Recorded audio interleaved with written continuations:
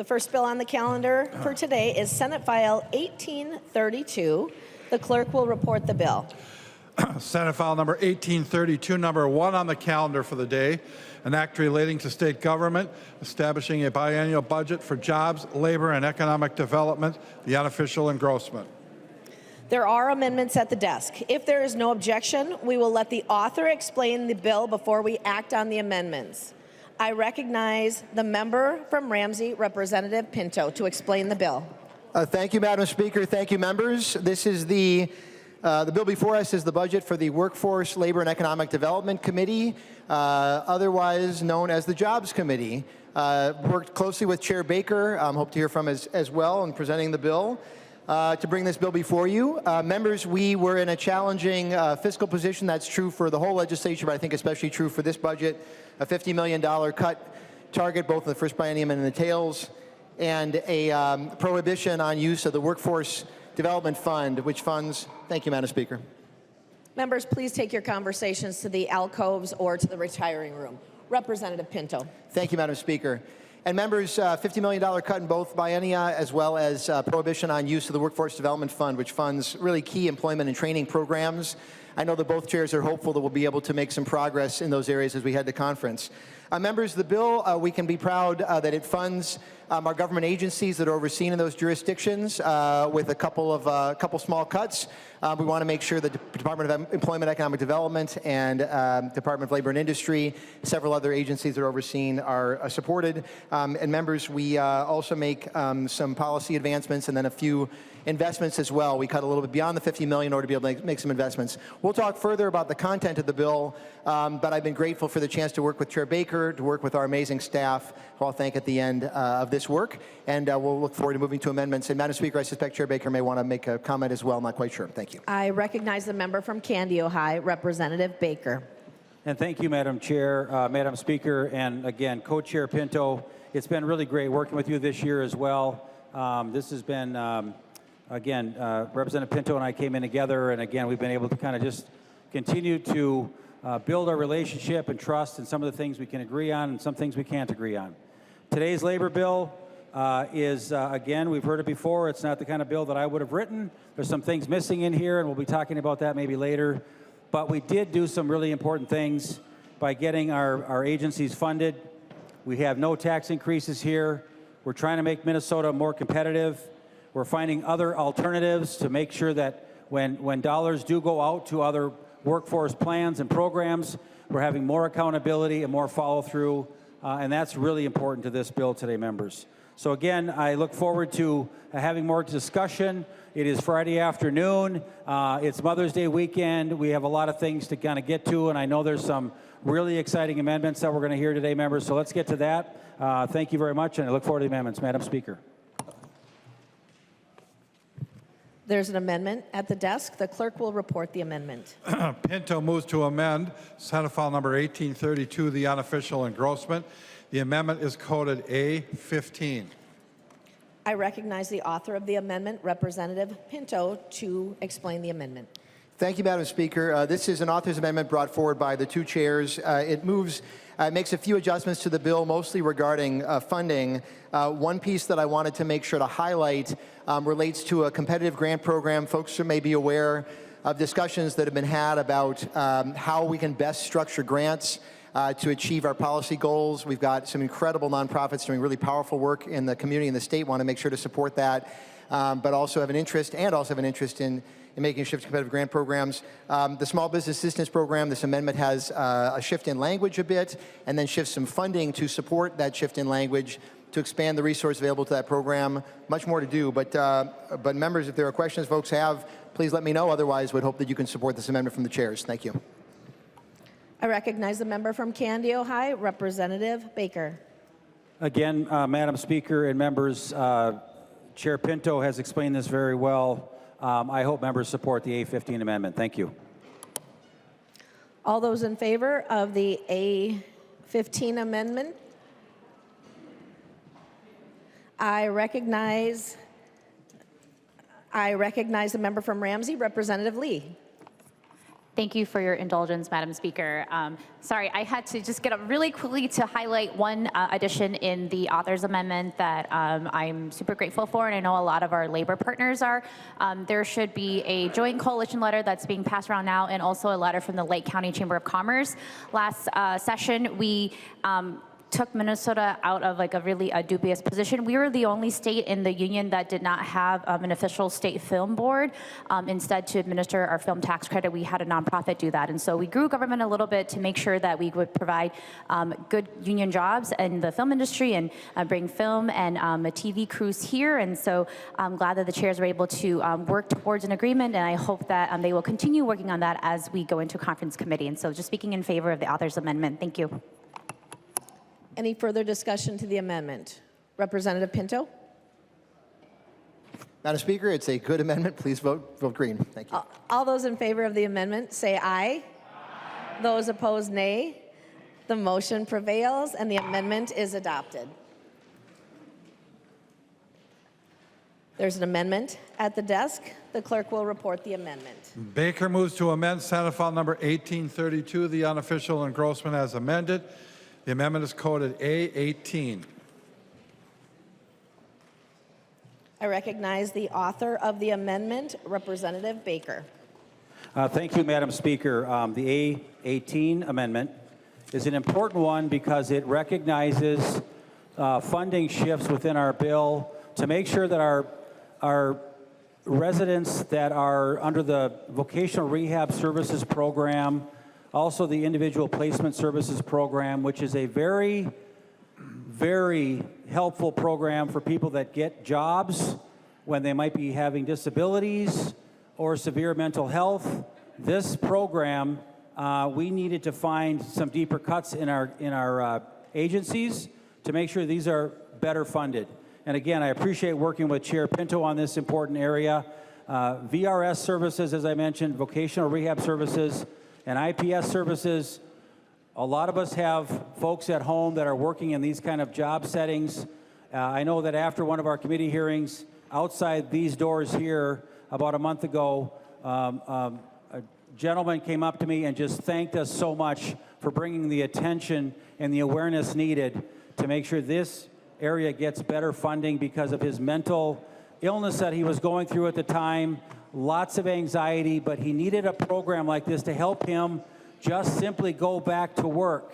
And now he's functioning perfectly well, but this mental health part of this is really, really vital. So members, I just appreciate this change in the language and really not the language, but the funding, and I appreciate your green vote on this, or your I vote. Thank you.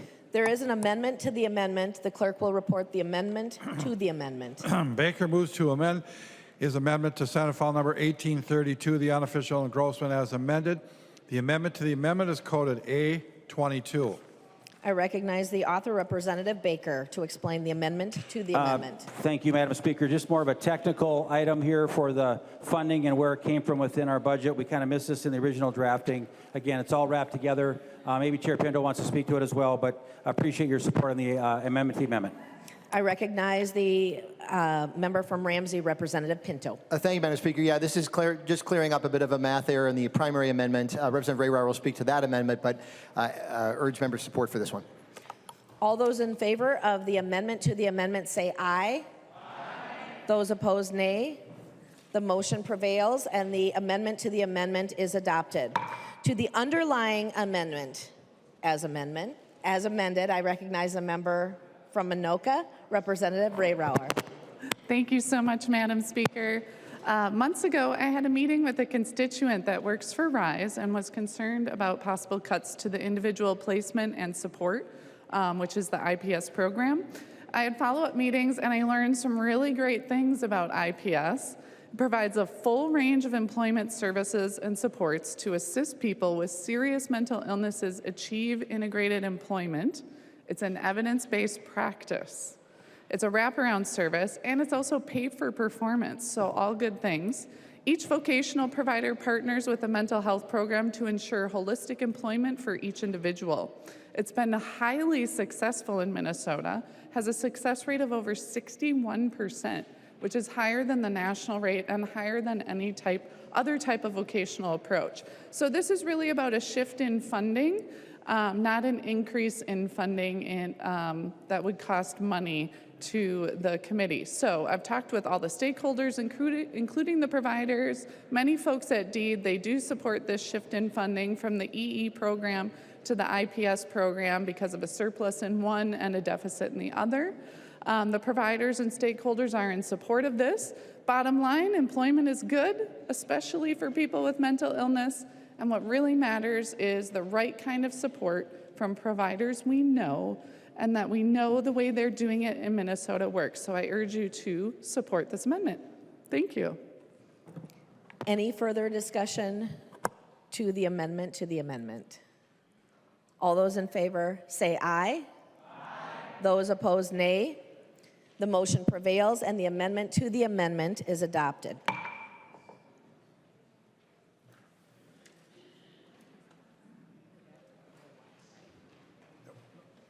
No, we're done with it, right? We adopted the amendment? Yep. So we're on to the next one. Yeah, we adopted both of them.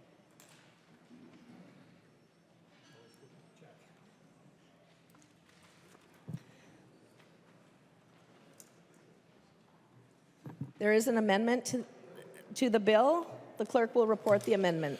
Baker moves to amend Senate File Number 1832, the unofficial engrossment as amended. The amendment is coded A14. I recognize the author of the amendment from Candy, Ohio, Representative Baker. Again, thank you, Madam Speaker and members. This amendment was a bill that we heard in our committee. It was talked about and did not pass the committee, and it's about well contracting. In greater Minnesota, where we have a lot of wells, where we get our water, we have well contractors and folks that have been doing this for many, many, many years. The problem with the current law, members, is that we've got two agencies that currently have jurisdiction over a piece of pipe in the ground that runs from the new well that was been put into the house. For many, many years, the Minnesota Department of Health has overseen this regulation, their authority, their inspecting, and that has worked very, very well. In recent years, federal changes have made it where the Department of Labor has also wanted to weigh in on these things. We've had a lot of conversations on this bill. This was brought to me by a constituent from my area who is finding real problems with delays with the Department of Labor. Their turnaround time for their plan review has been much slower than the Department of Health. So there's been a lot of conversations back and forth. We've involved the union discussions. We are almost there with really some good conversations. And I also know that the Board of Plumbing is meeting on this issue in the coming days. We need to make sure that I want to take this to conference committee, make sure that we can continue to work on this, because what's happening now is it's an inefficient way for us to allow our well contractors to get the work done. And in Minnesota, when you leave a hole open with a pipe in the ground with water, that's going to freeze if we don't have efficient operations of closing these things up. So members, I'm asking for your support today on an important bill that we bring to our communities. I know that the Department of Labor sees over 200 well plan reviews a year, and this costs money for our contractors that obviously passes this on to the homeowner or the business owner. This is not a safety issue. Nobody has ever been put at risk at all for this kind of a very stripped down bill that we have worked on with, again, the contractors, with unions, with the agency. I think that we're at a good place right now to move this thing forward. And members, I would urge a green vote on my amendment to help our well contractors in greater Minnesota and anywhere there is a need to do a well to make agencies more efficient and bring this forward. So appreciate your support on this amendment, Madam Speaker and members. Discussion to the amendment. Representative Pinto. Thank you, Madam Speaker. And first, I respectfully request a roll call on this. A roll call has been requested. Seeing 15 hands, there will be a roll call. Representative Pinto. Thank you, Madam Speaker. Members, so this is definitely addressing a concern. The folks who are doing this work are currently regulated by both DLI and MDH. Which is a challenge. And I recognize that there are likely members on both sides of the aisle. There may be several folks who feel, after listening to this, that they may end up decide to vote in favor. But I would really urge folks to recognize that this is a complicated issue to figure out. There's a reason that on Monday is after today, that the Plumbing Board is having a special meeting to look at this, to identify how exactly to handle this. Right now, in the way that this amendment is structured, this would imply that MDH would be the one doing plumbing plan reviews, but as structured, there's no way for them to actually do that. I want to recognize that when DLI does plumbing code enforcement, they'll find sometimes incorrect piping material, they'll find the incorrect pipe sizing and pump capacity. There's issues that come up. There's a reason that we have those plan reviews happening. This amendment would leave that work to have no agency to do that work. There are conversations happening. I'm hopeful that we can get somewhere. I understand the frustration. But members, it does not make sense to me to put something in the bill now when, in fact, the Plumbing Board is not meeting till Monday to be examining this. It's been happening and looking at this over a number of weeks. So again, I respectfully request a no vote on this, recognizing maybe folks who disagree. But this is something we should not be moving forward on at this time. Thank you, Speaker. Further discussion to the amendment? I recognize the member from Hennepin, Representative Robbins. Thank you, Madam Speaker. And I just would like to urge members to support the amendment. This has been an issue with well contractors in my district for many years. They have been working diligently to try and get this fixed, and it has come up short for several cycles now, and this is really important to ensuring that they can do their work and that there is quality groundwater for everyone in our communities, so I urge a green vote. Thank you. Further discussion to the amendment? Representative Baker. Thank you again, members. Again, this has been vetted. This is something we can move forward with. Our contractors are quality. They know what's going on. We can do this forward, bring it to conference, and then have that conversation. But again, I strongly urge a green vote from all members. Thank you so much. The clerk will take the roll.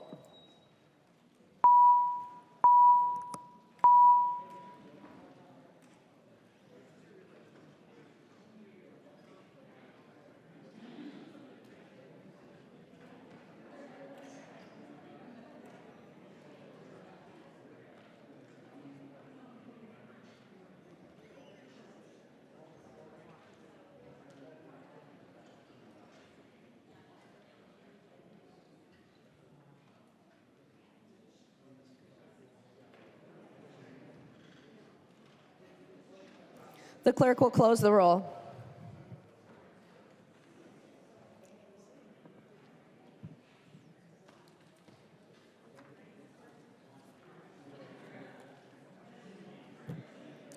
There being 69 ayes and 64 nays, the amendment has passed and is adopted.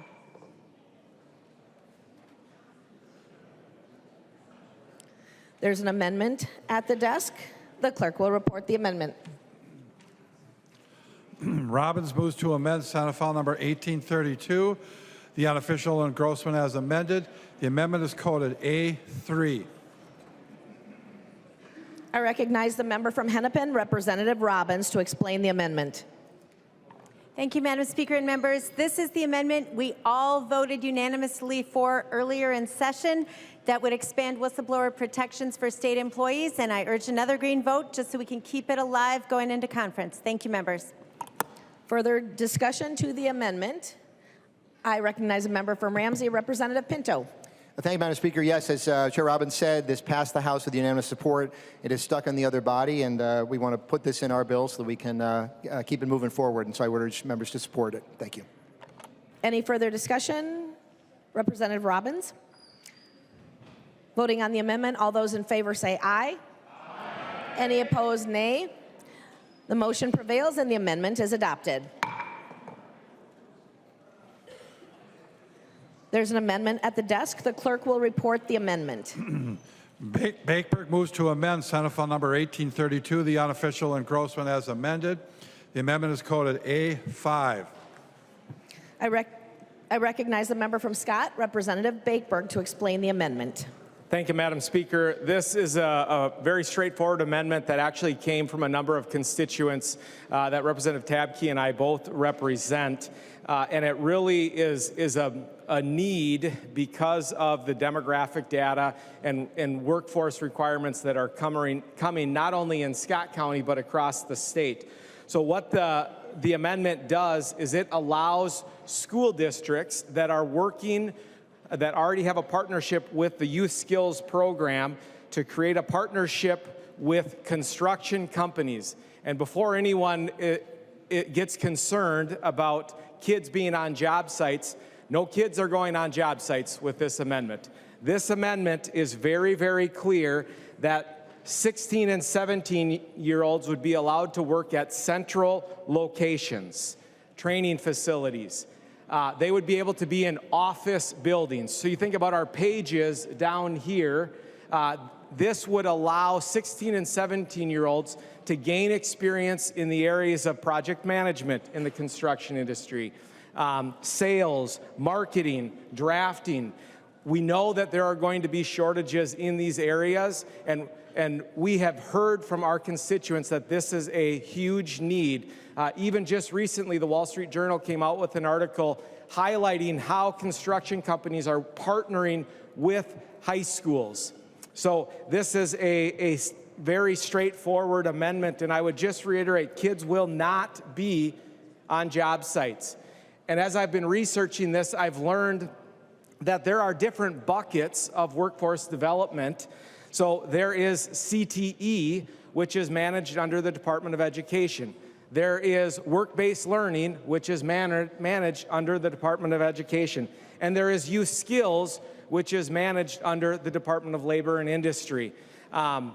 So I think there's a lot of things that we can do to streamline this process. But I think one of the frustrating things I consistently heard as I met with the department is, you know, we just don't do construction in youth skills. There's 5 identified industries. And I never, frankly, got a real clear answer from the department to one of my constituents' questions. And he said, Ben, that just doesn't make sense. And he was looking at it from, he owns a building, and there are 4 different companies in his building. It's his construction company. Right next door is another construction company. Next door to that is a metal fabrication shop. And next door to that is an auto mechanic shop. So under youth skills, a student could fix the truck of the construction company 3 doors down if it's in the auto mechanic shop, but they can't do the same work 3 doors down. That's illogical, and I have not received a good response from the department to my constituents' question. Now, I realize there's still some questions about this, and I think we have another member that wants to address this, but that's the piece that we need to commit to work on. Our constituents that have just common sense questions, that's what we need to be able to solve. So I'll end there, Madam Speaker, and yield to Representative Tabke. I recognize the member from Scott, Representative Tabke. Thank you very much, Madam Speaker and Representative Bakeberg. So yes, I appreciate you carrying this bill, and I'm happy to be co-author on this, and there's a lot of great work that can get done here. This, as Representative Bakeberg said, came to us through the Shakopee Chamber of Commerce, and this has a lot of really, really great things that we can and will get done with this bill for our community, and set that as a template for how we can have additional workforce development across the state. There are some questions that are still up in the air that I think really need to get figured out with this before it moves forward. And so there are questions from the department and how a couple of the different things will work that I think for a local initiative like this, we need to make sure to have broad bipartisan support. And so I respectfully oppose moving forward with this at this point, and I hope that we can all do that together. So thank you very much, Madam Speaker. Further discussion to the amendment.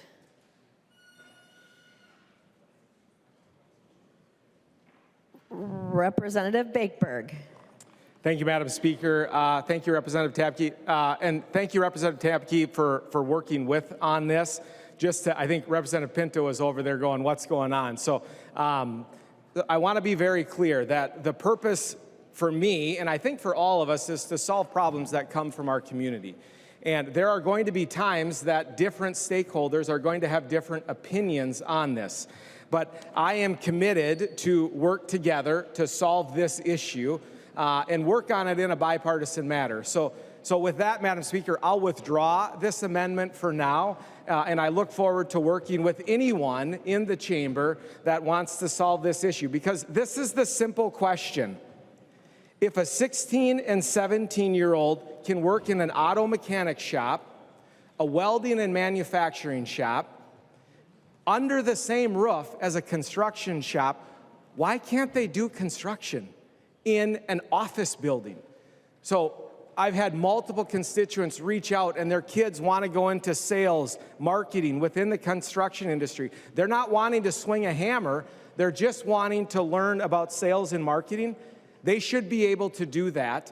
And just because the department says, yeah, we don't do construction, that's an unacceptable answer. And I hope everyone in this chamber can agree to that we can say no to the department, because the last time I checked, we're the ones that make the laws, not the department. They can implement it. Let's make laws that are good for our constituents, and I look forward to working with anyone that is interested in doing that. So with that, Madam Speaker, I withdraw the amendment. Representative Bakeberg withdraws the amendment. There is an amendment at the desk. The clerk will report the amendment. Hanson J. moves to amend Senate File Number 1832, the unofficial engrossment as amended. The amendment is coded A1. I recognize the member from Dakota, Representative Hanson J., to explain the amendment. Thank you, Speaker. Members, the A1 amendment will end the use of subminimum wages for people with disabilities by January 1st of 2027. Minimum wage is the most basic labor protection, and people with disabilities have been advocating to end this in Minnesota for many years. Ending this practice has been supported by Republicans and Democrats nationwide. It's been supported by DHS, the governor, DLI, and was in the policy bill this year, or is recommended to be, and a broad coalition, including disability rights advocates, legal advocates, and labor advocates. We've heard comments today about the importance of supporting people so that they can meaningfully participate in the workforce. And this amendment seeks to honor and contribute to that mission.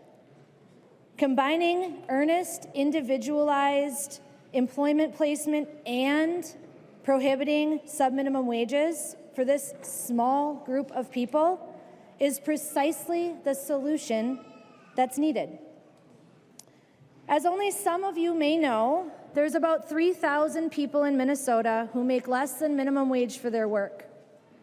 These Minnesotans do not have that most basic labor protection of the minimum wage. These are folks who work with employment supports for an average of 8 to 12 hours a week, with an average of $4.10 an hour. That's a total of about $32 to $49 a week before tax. At the current state of minimum wage right now of $11.13, that would be about $89 to $133 per week, for a difference of 57 bucks, or 84 bucks at the high end of it. These people live in deep poverty, so this small amount of money makes the world of difference for them. We are not talking about people who work 40 hours a week, so this would not have an exorbitant cost.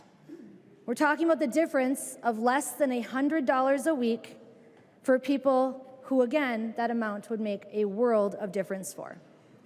So a little background on these 14C contracts, if you're not familiar with them. They've been in place since the 1930s as an effort to support disabled soldiers as they reintegrated into society.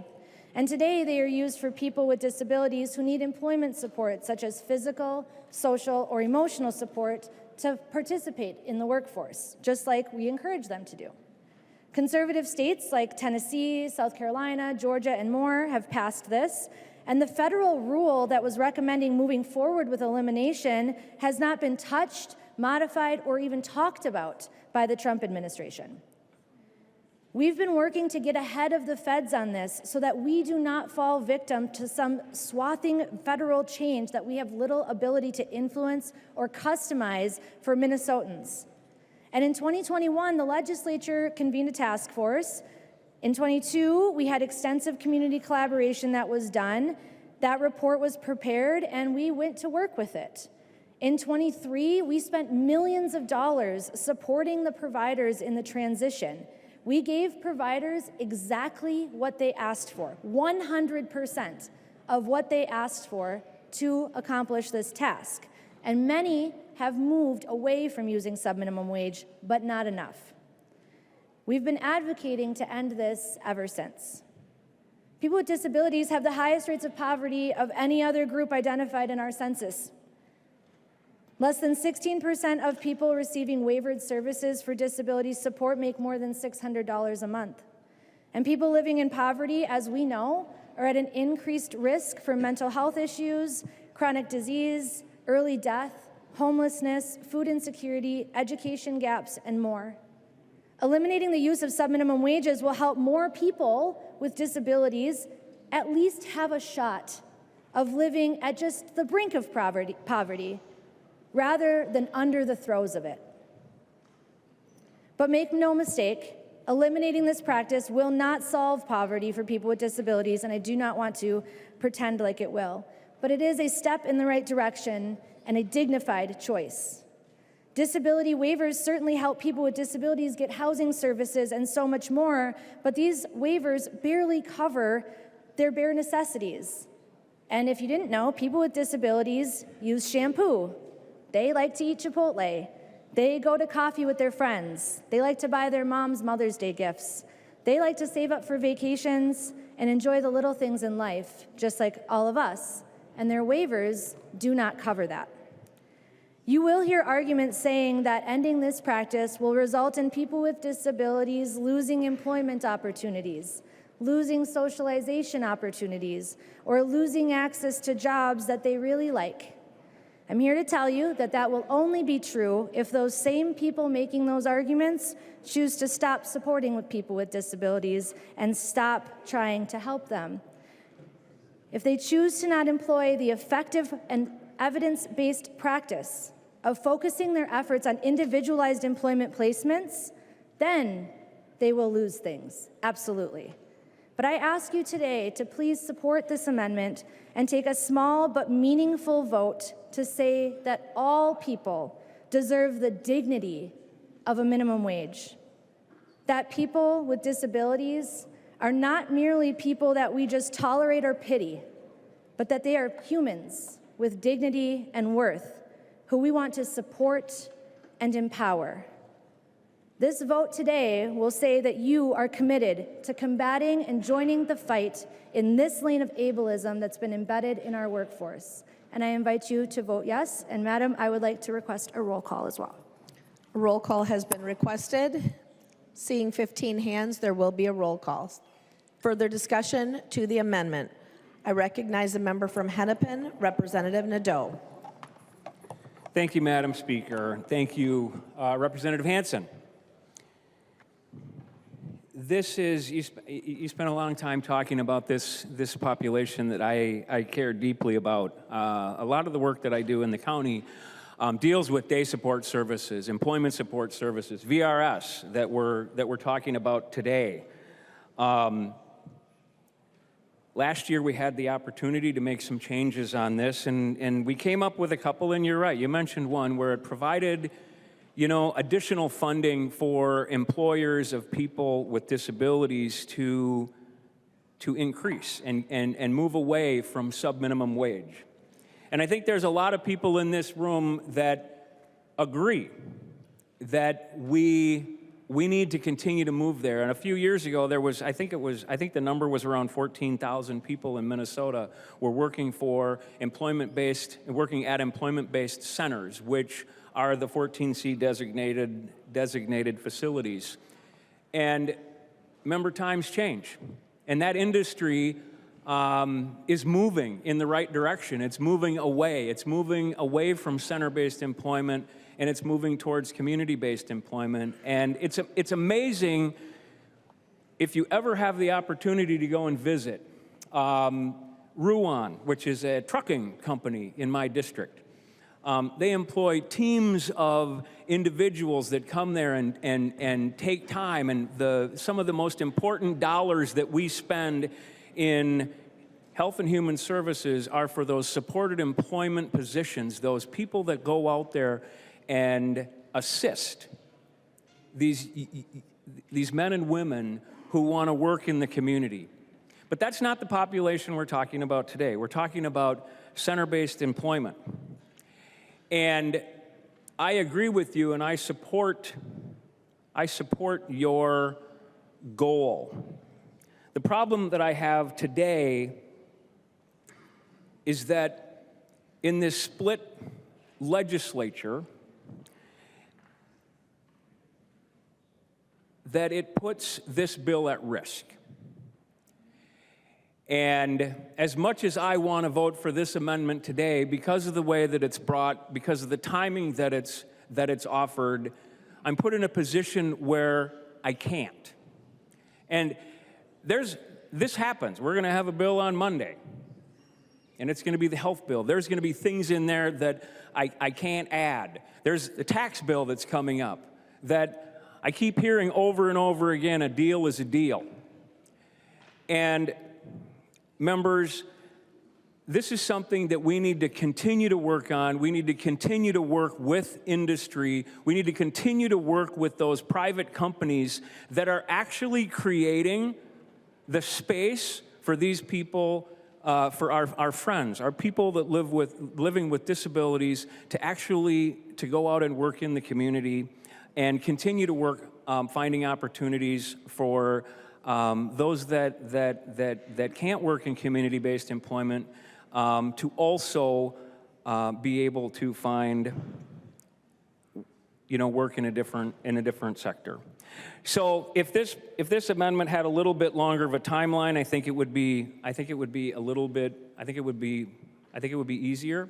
Having a 2027 deadline, I think, is also problematic. At this point, there's still a number of individuals that rely on center-based employers, and as those employers continue to work to move more people into community, they need more time to do it. And so with that, I want to thank you again for bringing this amendment. I want to stand alongside you with the importance of it. But I'm sorry, I can't vote for it today as an amendment to this bill. Thank you, Representative Hansen. I recognize the member from Wright, Representative McDonald. Madam Speaker, members, although what Representative Hansen said, she said some very important and pertinent comments regarding the disability community and the importance of them being able to be included in the communities and to be employed by our friends and families and fellow businessmen and women. And it's a blessing for them. But that's the surface talk. But what's not known in her speech is that this actually would hurt many folks in the disability community.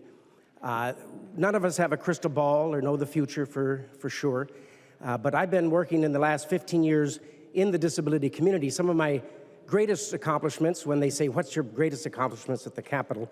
It's actually the disability community work that I've done with many members on both sides of the aisles. And a lot of the work is to allow them to be included in their communities. I have a cousin that's from Delano originally, works at Functional Industries in Buffalo and lives in a group home. I was a board member for the Dells group home for a number of years. And they do great work, they do God's work, and this money is so important to them. Yes, it's a little amount of money. It's not the main thing. What's the most important issue, Representative Hansen and members, is that they are able to get out of their house, perhaps if they're living at home, to get out of their parents or their siblings and go to work. and get onto a van or a vehicle and be driven to work and do some great work and be active in their community and engage with friendships. So the money is not the most important part, really, for them, but it's a small amount. And as Representative Hansen said, this small of money makes a difference to them. You bet it does. Any small of money, any money makes a difference to all of us, and particularly the disability community, who with that money gets to go bowling or to the movies, or in this case, my cousin Tom Early, he gets to travel the whole country. I don't know where he gets his money. He works very hard. We call him the Indiana Jones of Wright County. But this is evident. It is evident that we know that should the sub-minimum wage be repealed and their businesses have to pay more, that there is a very good possibility that this group of good folks will not be employed. And then it's even worse. Then they're stuck at home. They don't have any money to do the beautiful and fun things that each and every one of us are allowed to do. To go to the movies, to go to a restaurant, to go to a basketball game, or whatever it may be. And if there's even a chance, Representative Hansen, that your bill, should it become law, affects one or hundreds or thousands of Minnesotans who have in the disability community not able to work. Just the potential. Like I said, there's no crystal ball, but the potential. And the talk is, in the last 15 years that I've been around, that it could and will happen. That we should not support this bill. Because it sounds good, Representative Hansen, members, certainly, but it will have an adverse effect on the disability community, and they won't be able to be hired.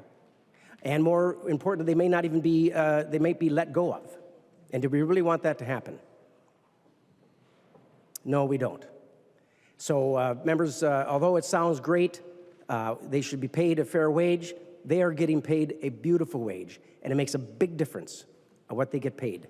They make a big difference in their life. So let's not mess up the apple cart and vote this bill, this amendment, that could have a potential opportunity to have thousands of disability folks lose their employment. That would be a shame.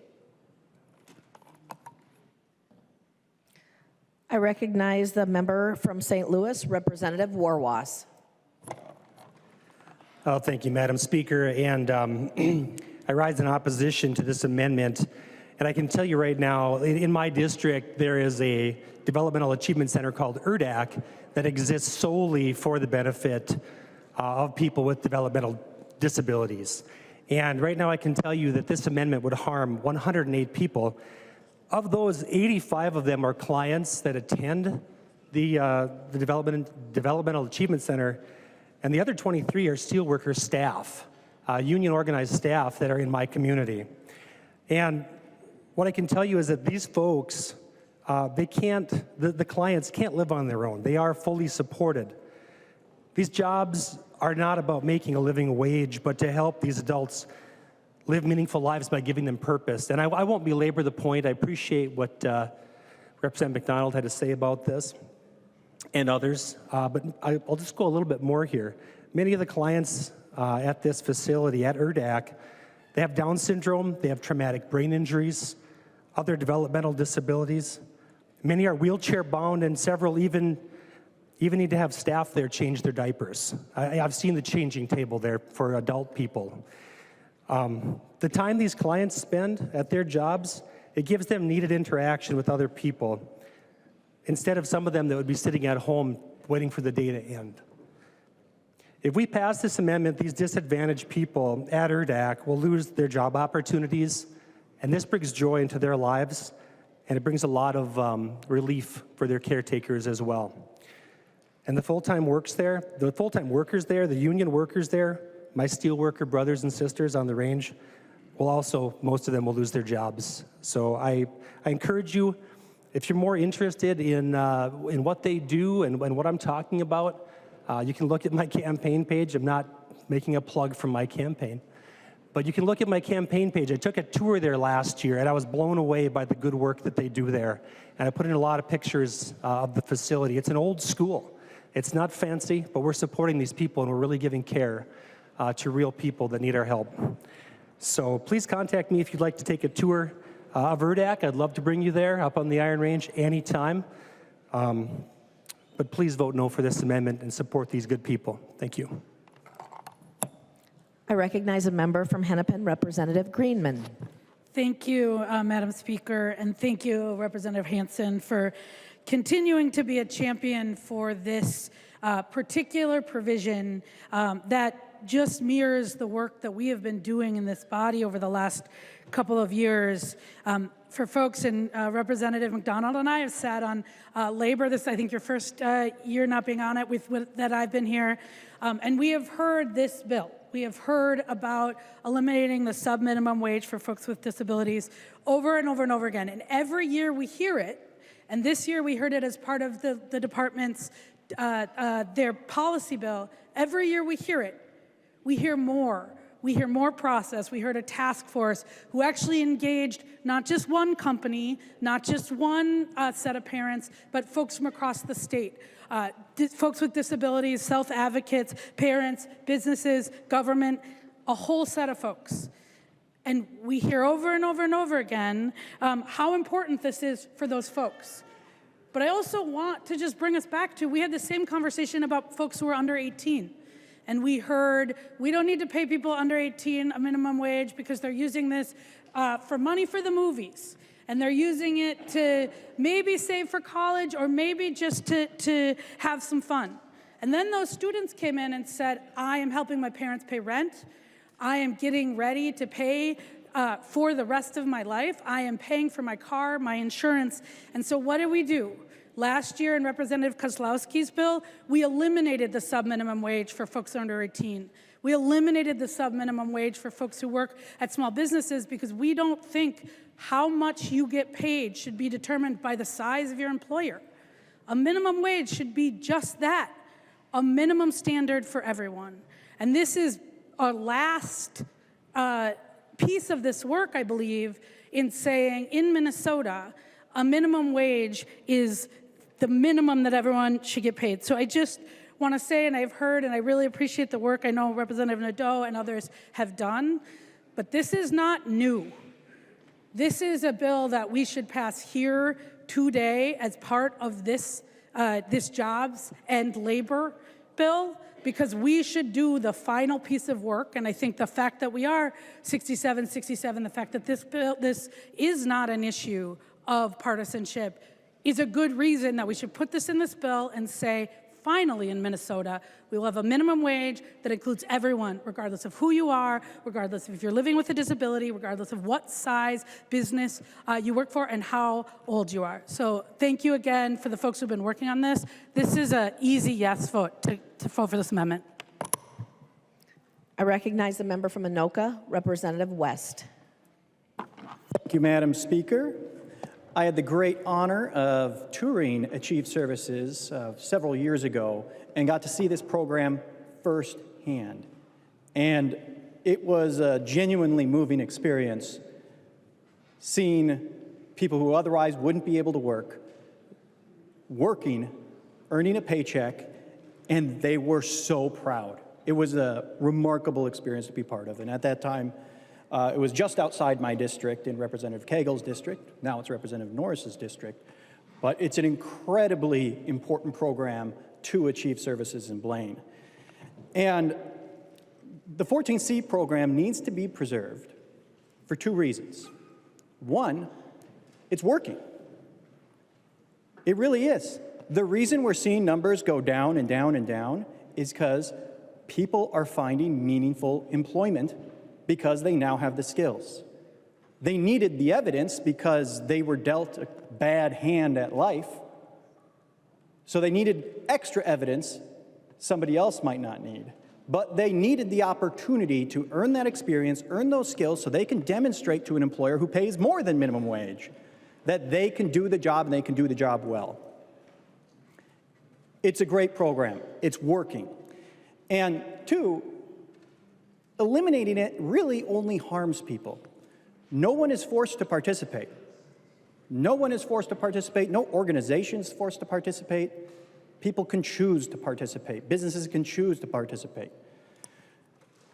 So inevitably, you're taking something away from people by passing this amendment and adding it to the bill. The program works. People do depend on it.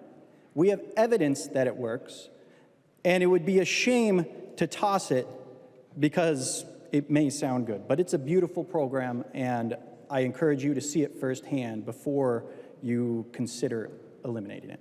Thank you, Madam Speaker. I recognize a member from Ramsey, Representative Gottfried. Thank you, Madam Speaker.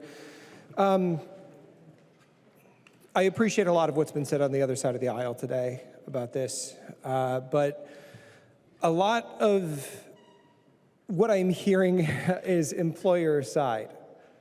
When I was speaking to several members of my district, my community, many of whom are in the disabled community, one person said something to me about this that stuck with me and I think bears mentioning today.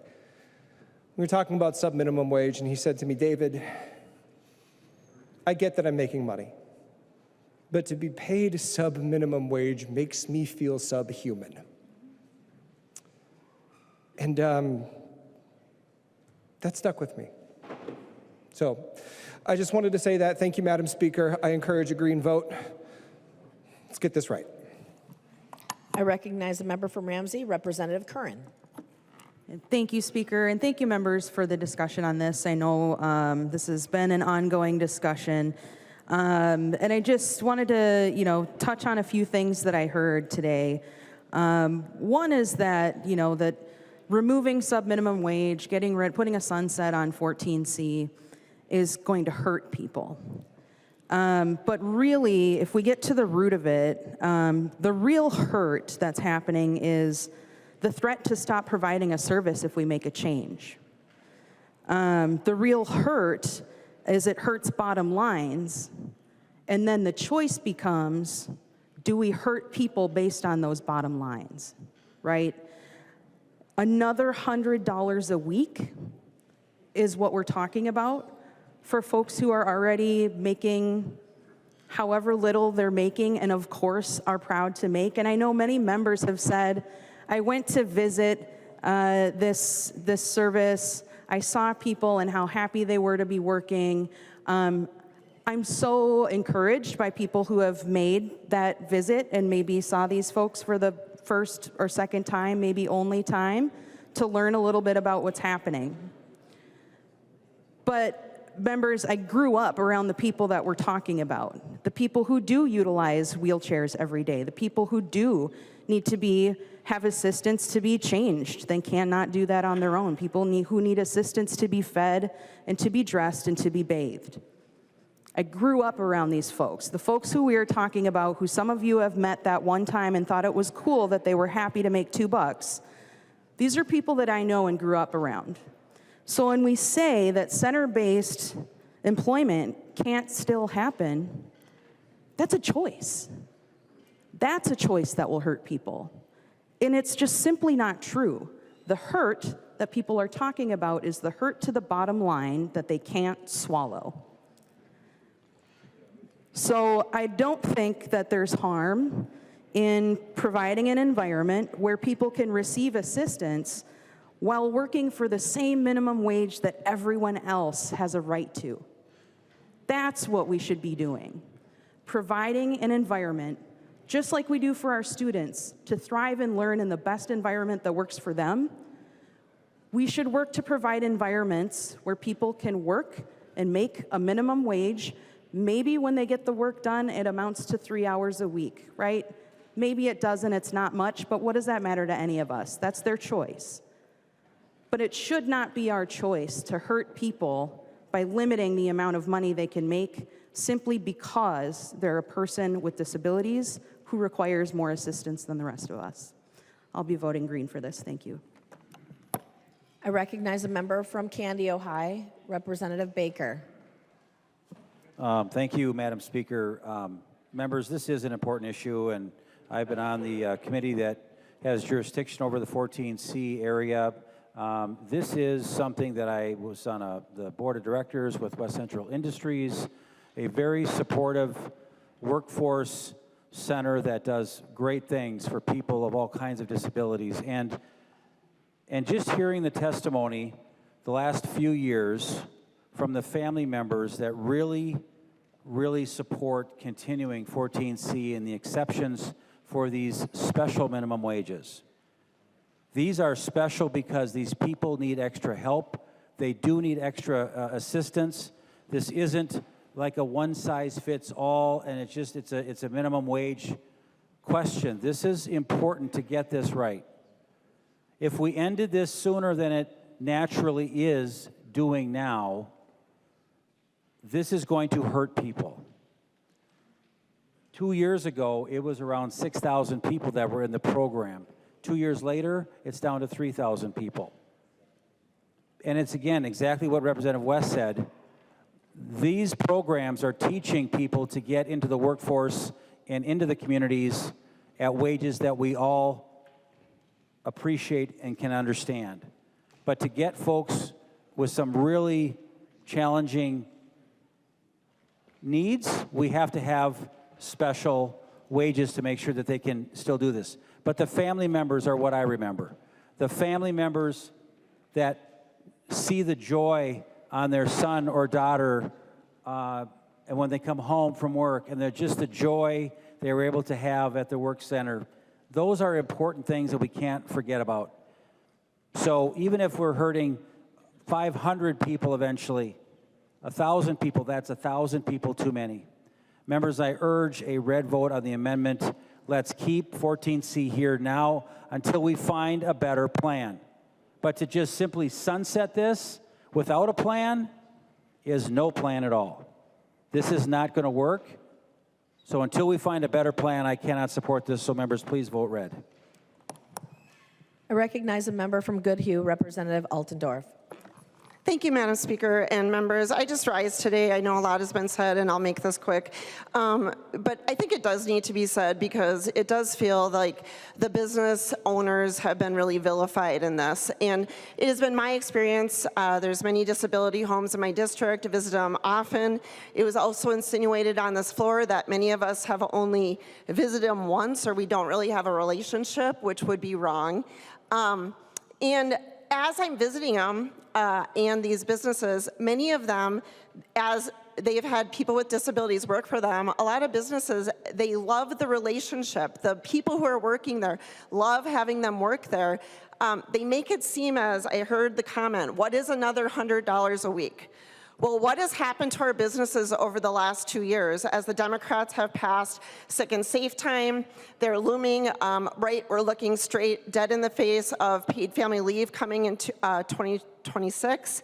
And so I do think these comments are very, very unfair to our business owners of who I have visited personally, who I have watched people with disabilities work there, and I have had members from my district hug me and say, don't take away my jobs. I recognize the author of the amendment, Representative Hansen. Thank you, and thank you for the discussion today.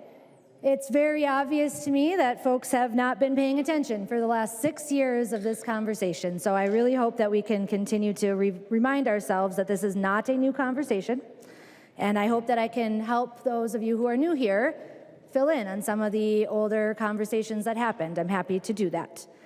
You know, when we talk about that the companies and the businesses, you know, the folks who are not the providers themselves who are employing folks who are in the community, you know, businesses you and I go to, shop at, or wherever, you know, a lot of them enter into the contracts with these provider centers under the impression that those centers will then pay the workers at least minimum wage. And so I hope that those employers and businesses that are listening understand that that may not be what's happening, and it is a good idea to ask the folks that you have that contract with if they're paying their folks minimum wage, because a lot of the centers are great. They have been doing the work that we need done in our society. I know Robin at Urdac. I've met with Robin at Urdac. She's great, and I want to say hello to her. I hope she's doing well, and her whole family there are doing great. I really appreciated when she came all the way down here and spent quite a bit of time with me, and we cried together about how hard this work can be. So I hope that folks, as you go out back to your communities, you don't just go see them, you don't just go tour them, you don't just go visit and observe, that you take some time to engage in conversation with the people who are getting paid less than minimum wage for their labor and ask them how it makes them feel as a person. And talk to folks also who have moved away from being paid sub-minimum wage and ask them what that did to their sense of dignity and worth. This is not a new conversation, like we said. It was in the policy bill, so thank you, Representative Greenman, for pointing that out today. And I really want to remind the public and everybody listening that the only way we fail this community and people with disabilities is if we fail to employ evidence-based, proven, data-centered interventions that work, that we focus on individualized employment placements, because that is the solution. The solution is already here. We don't need to wait for something new to come up. We have it, and that is really important. So I took some notes about what some folks were saying, and I want to I hope you go back and listen to some of your comments too, because, and listen to them maybe with somebody who has disabilities. You know, the comments that, you know, if someone got a bad handout at life, that language is terribly insulting for a lot of folks, and so I really hope we can re-examine that and talk about folks as people. So if businesses choose to put people into a sub-minimum wage box, they stay stuck in that box. That's why individualized employment placements are the answer, is to get them out of that box so that they have a chance to see what that is. So yes, we need to teach people employment skills. We need to support people with employment skills, just like I support my kids in their pursuits of work. And we support everybody entering the workforce, and we support everybody who needs disability accommodation services, just like we support every trainee, every journeyman, everybody that gets support in the workplace. People with disabilities are no different. We have had a plan on how to address this. We've been executing the plan on how to do this. And if this were such a terrible idea, you know, I would think that Republican legislatures around the country would not have passed this. I would think that Trump would have focused on abolishing this Biden-era rule, and that would have been something he did immediately if it truly was something that was so bad. So, members, I ask you to please listen to the folks with disabilities who have been here for nearly a decade asking for this to be changed. I encourage you to do your own research and not just listen to the people who are afraid of what could happen, and that you do what our job demands of us, and that we look at the research, the evidence, and we make data-informed decisions that are people-centered, and that make sure we do not ever continue the practice of removing the dignity and worth from every single Minnesotan's labor here in Minnesota. Please vote green. Seeing no further discussion, the clerk will take the roll.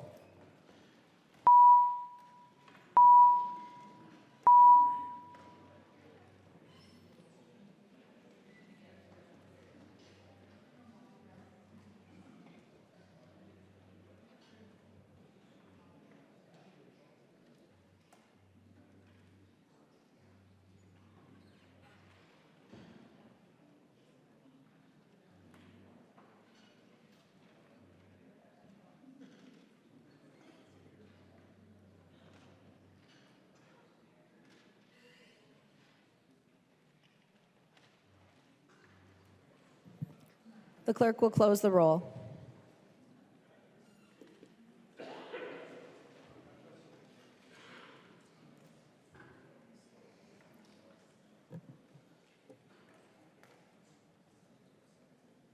There being 65 ayes and 67 nays, the motion does not pass and the amendment is not adopted.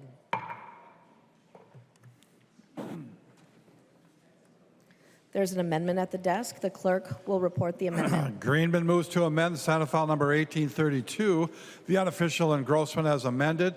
The amendment is coded A12. I recognize the member from Hennepin, Representative Greenman, to explain the amendment. Thank you, Madam Speaker. This is a simple amendment that just deletes out of this bill law, the partial repeal of a law that's been law for a year and 10 months.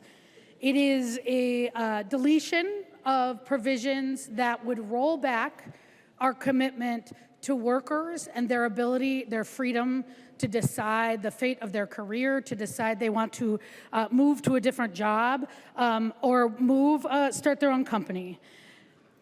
The banning of non-competes was an important step we took in 2023 that allowed workers to say, as the price of my contract, I don't have to give up the freedom to leave and go to a different job that pays better, a different job where maybe I have a better boss, or frankly, to have to explain why I would go to a different job at all.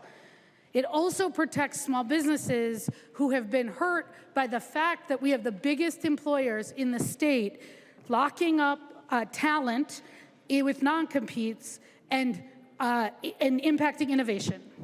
There's a handout going around, I believe, that shows a lot of the evidence over the last 20 years in Minnesota and states across the country that non-competes actually hinder innovation, they hinder small business creation, and here in Minnesota, we have seen we're a great headquarters state. But when we talk about the work we should be doing, we should actually be focused on those entrepreneurs, those innovators.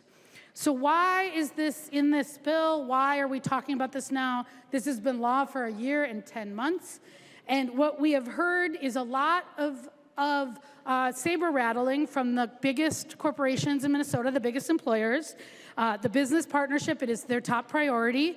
And by their own definition, they are comprised of more than 100 CEOs and their senior executives, the largest Minnesota employers in the state. And what they have said is that this freedom that workers now have gets in the way of their ability to protect their trade secrets. But the reality is, here in Minnesota, like across the country, we've heard this for decades, but we have really good laws protecting trade secrets. We have very good laws protecting with non-disclosure agreements, with non-solicitations agreements, and if you look in this area of law, you will see it's a very active area. And when I have had this conversation after we passed this bill with my good friends across the, my good friends in the business partnership, the chamber, I have asked, come talk to me, off the record, on the record, in committee, at your offices. Tell me where specifically you have had an issue where a worker has taken information or where you have not been able to protect your information through trade secrets that you somehow can through a non-compete.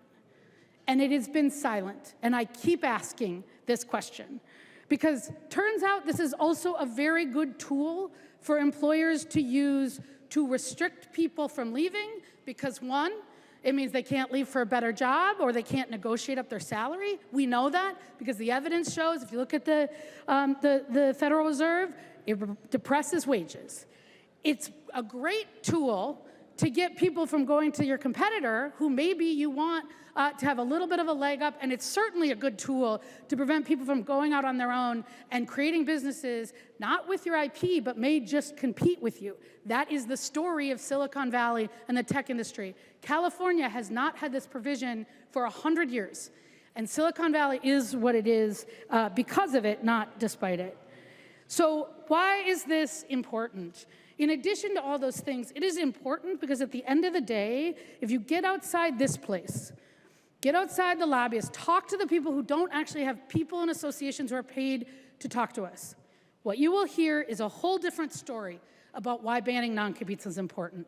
You will hear about workers who have been locked into non-competes, offered better jobs, white collar, blue collar, pink collar, and haven't been able to leave because of a non-compete that says you can't go to their competitor, you can't do the business in the metro area, you'd have to leave your job or hire a lawyer to litigate it. And even if you're making $200,000 a year, which is the income threshold here, or $180 plus a bonus, you can't afford $400 or $500 billables. And as my attorney friends who work in private practice know, that's what you might be looking at, $200, $300, $400 an hour. You're hearing of women of color who are being passed over for promotions in STEM industries, and the only way they can advance, and I heard this over and over again from workers, is by going somewhere else in their specialty and getting that promotion. You'll hear about people who have been low-level harassed, sexually harassed, can't deal with it, don't want to deal with it, just want to leave, but are locked in that environment, that toxic environment, because of a non-compete that says you could go, but you have to sit out for a year or take a job in a different specialty that you have spent your career building. Doctors, engineers, scientists, nurse practitioners, data scientists.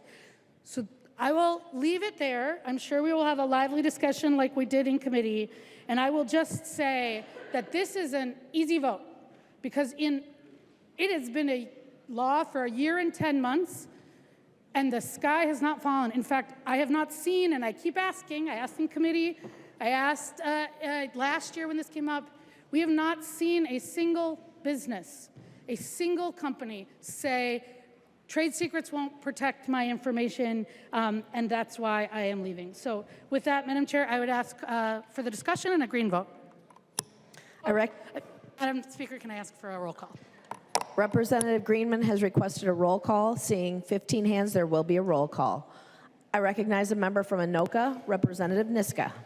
Thank you, Madam Speaker and members. As has been discussed, as many of you know, for many years, Minnesota allowed employees and employers to agree to reasonable, and the key is reasonable, agreements not to compete if an employer has, number one, a legitimate interest at stake, and those contracts have to be restricted in scope and length and to protect those kind of legitimate interests. A lot of companies do, in fact, have very legitimate reasons, interests that they want to protect in their employment relationships. They have trade secrets, they have confidential information that they want to protect. Last legislative session, however, a bill that did not pass the House was actually bottled up in the Commerce Committee. Representative Elkins, I think, was doing a good job of listening to everybody and trying to come up with a compromise piece of legislation, but even that piece of legislation did not make it out of the Commerce Committee, and instead what happened was a bill was airdropped into a conference committee report and passed the House as a result, even though it had not been through the committee process.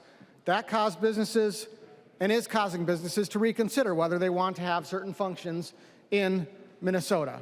And we've heard from some of those businesses since the passage of that legislation. It is simply not the case that businesses can completely protect their trade secrets through through confidentiality agreements and non-disclosure agreements. I have been on both sides of the table.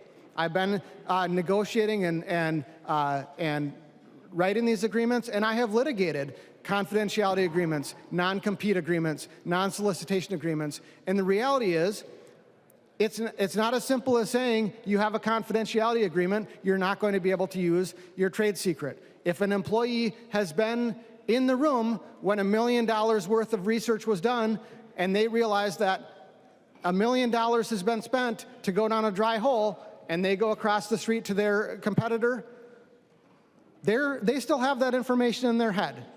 And that information, that $1 million worth of information, has now gone across the street to their competitor. And that's why non-competes are, in some circumstances, an important piece of a company's ability to protect its confidential, proprietary trade secret information. So where does that leave Minnesota? We have been a hub of research and development.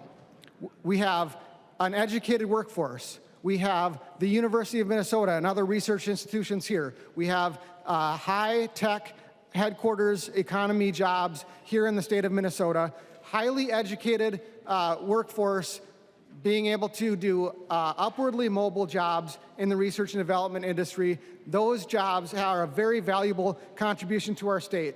But businesses have decisions to make.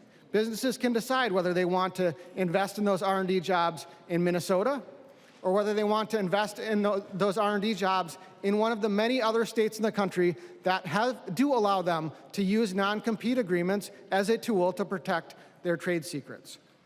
Businesses have told us, many of them, that they are reconsidering. They are either not investing in Minnesota now, or they're reconsidering whether to invest in Minnesota or whether to keep jobs here in the state of Minnesota. That's why I introduced House File 1768, which is different than the language that's in this bill. The language that's in this bill was heavily negotiated in order to get us to the point where we can continue to do this. But the language that's in this bill is not the final answer. The business community will tell you this is not a solution to the problem that's even here. It's a placeholder for further discussion. We need to keep working. I've been working with Chair Stevenson on this language. We need to keep working, however, because if we just say no, if we just continue to go down the road that we're going down, it's not a question of whether research and development jobs will have non-competes or not have non-competes in Minnesota. It's a question of whether those jobs will be in Minnesota at all. And I think every one of us, I hope every one of us, thinks that we should keep those jobs here in the state of Minnesota. That's why you should vote no on this amendment. I recognize a member from Hennepin, Representative Elkins. Thank you, Madam Speaker. I need to correct the record briefly here. The non-compete law that we passed in 2023 was heard in the Jobs Committee, the Commerce Committee, where it was amended to reflect business community feedback, and the Judiciary Committee. And the version that was passed into law as part of the Commerce Omnibus Bill was the version that went through the complete committee process. So it was not passed, something drawn out of the air in the middle of the night. Would also like to add that, I spent the last 25 years of my career in IT, signed numerous non-disclosure agreements over the course of that time. I have trade secrets in my head that I will carry to my grave, but trying to enforce non-disclosure agreements by using non-competes is not appropriate. Thank you. I recognize the member from Candy, Ohio, Representative Baker. Thank you, Madam Speaker. Sorry. Check 1, 2. Let's try it now. There we go. Thank you for this conversation, members. This is super important to the competitiveness of Minnesota and the things that I certainly have been fighting for in our bill to make sure that we can compete around the nation, around the globe, because right now what happened 2 years ago with this blanket non-compete policy is not helpful at all to the base and the foundation of our Minnesota corporate world of high-tech, high research, really good paying jobs. And what happened a year and a half ago or so, that blanket policy is going to be a major problem in years coming. And our Representative Greenman has said the sky is not falling. Well, it is coming down as we speak if this doesn't get changed. Because companies every single day are making decisions on where will we do our future research and development in these areas? Where will we start expanding our manufacturing, and how we carefully put these plants and these pieces together has to begin with having the ability to be able to show people what works and what doesn't, and to do this in a reasonable manner that does include non-competes. That has been a thing around the country for centuries, so many years. I have been talking to companies about this. I really didn't fully understand this until a couple years ago when this came up. We've got corporate headquarters here in Minnesota that are doing things that you would have no idea what they're doing around the globe. One has 1,200 employees here in the metro. Again, I'm not going to use their name because they don't want to share this. This is important stuff for them to understand. What they do is very proprietary. They have a secret, and they're using it well, and they're paying their employees really well, and they love being in Minnesota, but they are telling me, Representative Baker, it's getting harder and harder to stay in Minnesota because We can't compete like we used to. And we are taking away tools from companies like that to be able to compete, and we can't do that.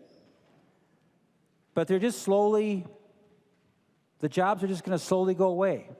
They're not going to be big billboards. They're not going to be like, oh, we're leaving, and they're not going to see big articles in the newspaper. You see businesses closing all the time, but there's a lot of reasons why this is happening. A very generic and broad non-compete policy that's currently in place is a bad thing for Minnesota business. We have to keep this in the bill. We've got to work on this further. Representative Niska brought us a bill to our committee that really opened up the eyes of where should that salary cap be? Where should the technology level be? We are not trying to hurt our folks in low-level wage earning positions. We are not doing that at all. Folks, if we don't look at these kind of policies now, after the elections have changed the trifecta movement, this is the time we have to do this now. Businesses are counting on reasonableness. We have to make sure that our folks can compete. So members, I urge a no vote on this amendment. We need to take this and get this non-compete carved in, carved right, make it right so it still does what you want it to do. Protect those low-wage workers, but make sure that our corporates and our high-tech medical device companies and others thrive here in Minnesota. I urge a red vote. Thank you. I recognize a member from Hennepin, Representative Jones. Thank you, Madam Speaker, and I want to thank Representative Greenman for bringing this amendment. It is really needed. We need to remove the exemption in this bill on the ban for non-compete agreements. Non-compete agreements cause harm. And to whom? To Minnesotans and everyday people. Non-competes prevent talented workers from seeking employment in different companies in the same industry, in new companies. Non-competes are anti-innovation. They mean new companies don't get the bright minds to develop new designs, new solutions, new products, and new services. We all lose, members, when that happens. When Minnesotans, when Americans are hampered from innovating and bringing new solutions, products, and services to market. Some may say, well, this is just for people who are doing fine financially.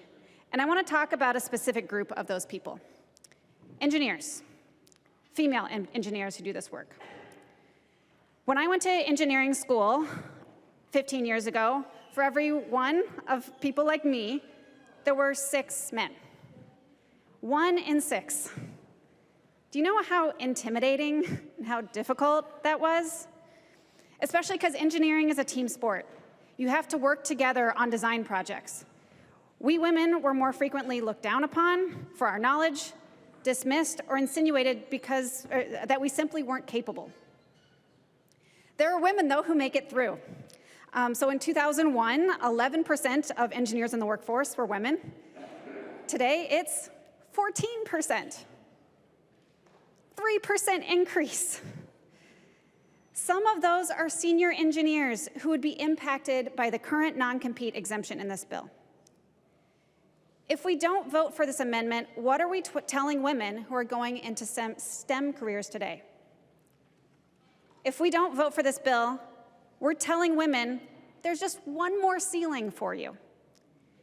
Getting through engineering school is tough, but push through. Getting an engineering job is tough, but push through.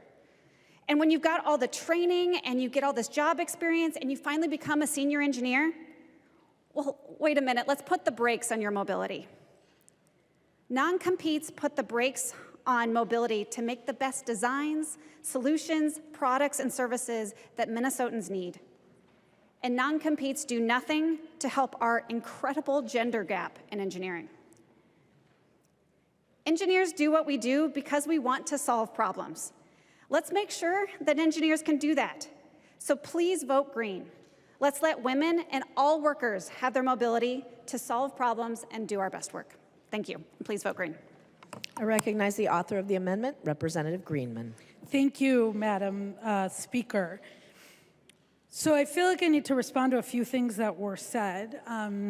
One is, and I appreciate Representative Niska, I've also worked on different sides of the legal issue, but you and I both know we don't and can't have non-competes because lawyers saw fit to put in the rule of ethics that we actually can't have non-competes. So you and I have not actually had the experience, at least as lawyers, of being restricted by a non-compete. But we have, and like other folks and like other tools that businesses have, non-solicitation agreements, ethics agreements, and it even goes farther. Trade secrets, non-disclosure agreements, all exist in Minnesota law to protect folks. The other thing is, we have heard, and we hear this a lot of hyperbole without much data. But if what we want is to incentivize innovation, maybe follow some of the research and also the experience of states that have done this well. California, Google, Meta, Apple, all of these companies grew because of, not in spite of, having a ban on non-competes, because workers went from one company to another, they started their own business, then they started their own business, and maybe it became an Apple, or maybe those folks bought it.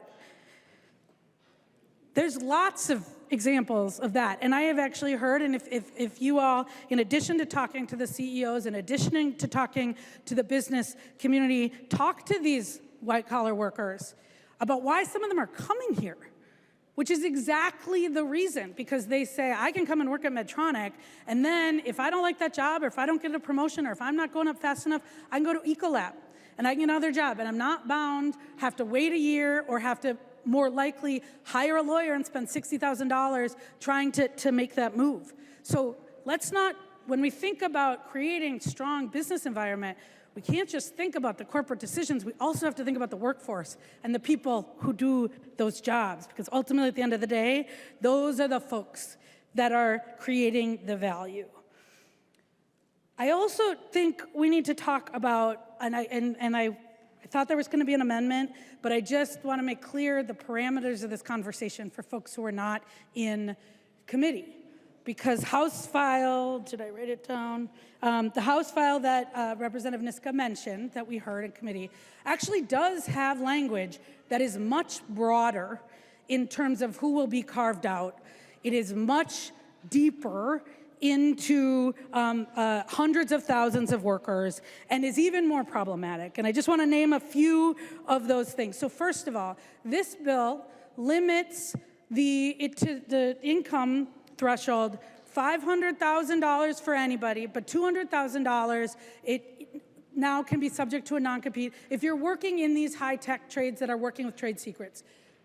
The whole conversation has been about protecting this information that is valuable because it's secret and because you keep it secret because of its economic value. That's what trade secrets are.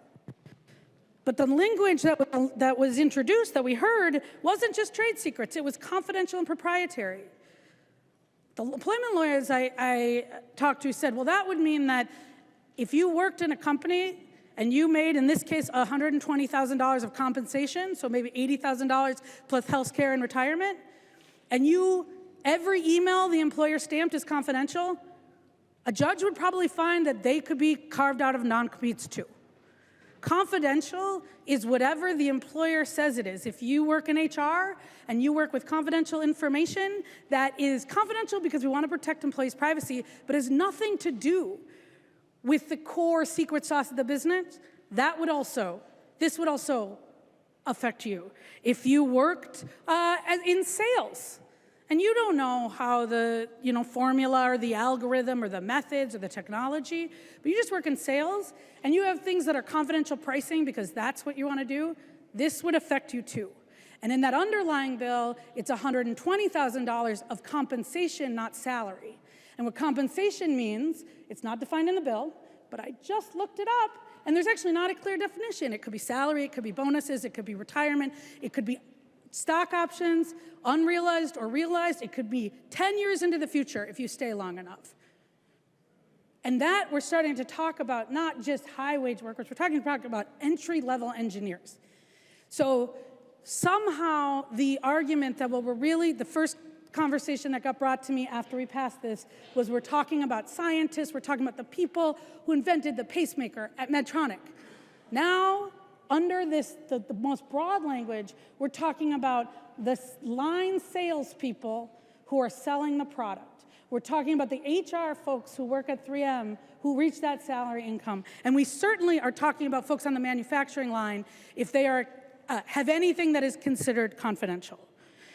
Now, the last thing I want to say about this, because it's really important, if our goal is to help protect the technology, non-competes are actually under-inclusive.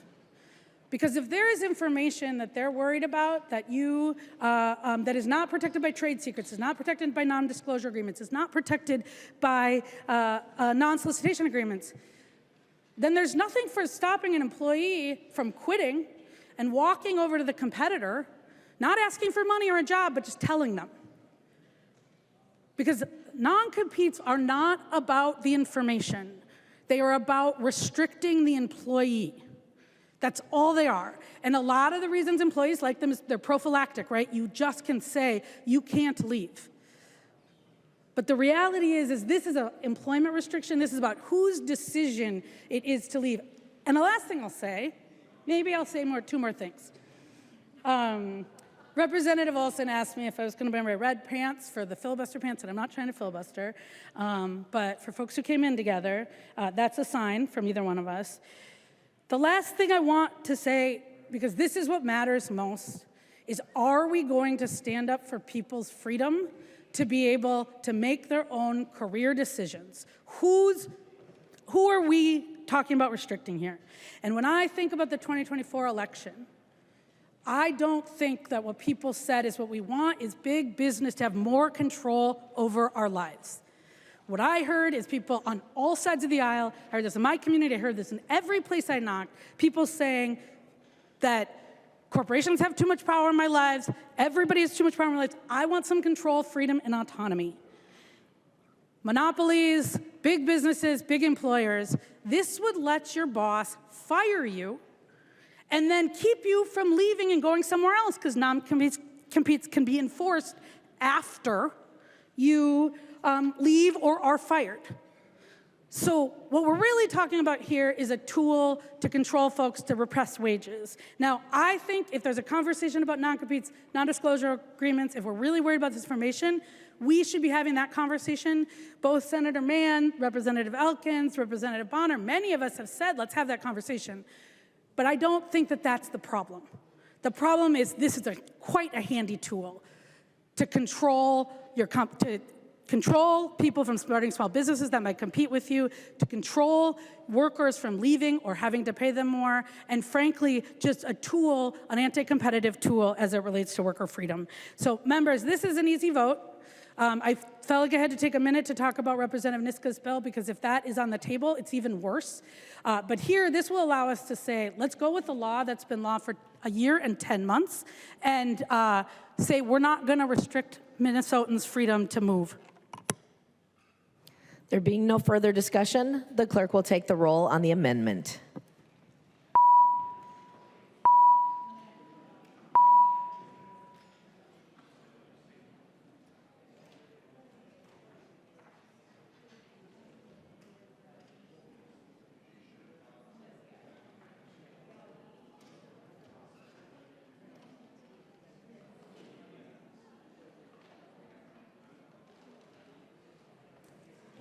The clerk will close the roll.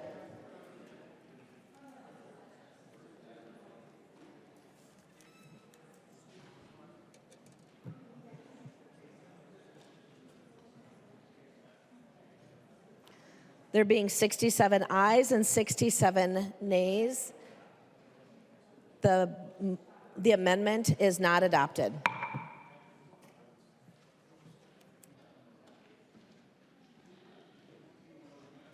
There are no further amendments at the desk. The clerk will give the bill a third reading. Third reading, Senate File Number 1832, as amended. Third reading. Discussion to the bill as amended. I recognize a member from Dakota, Representative Berg.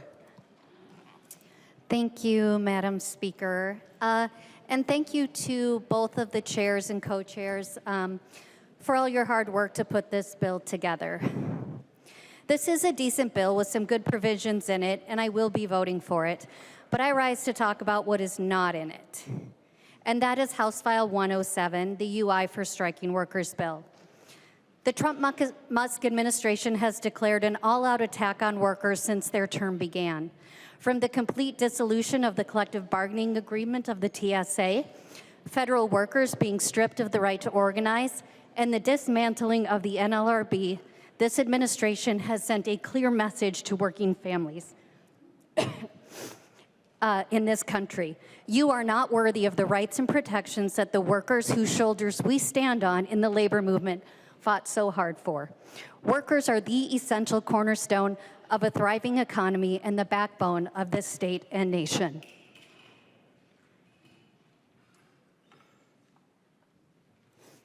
As a proud rank-and-file dues-paying union member, I know that having a union provides me with a strong voice in the workplace.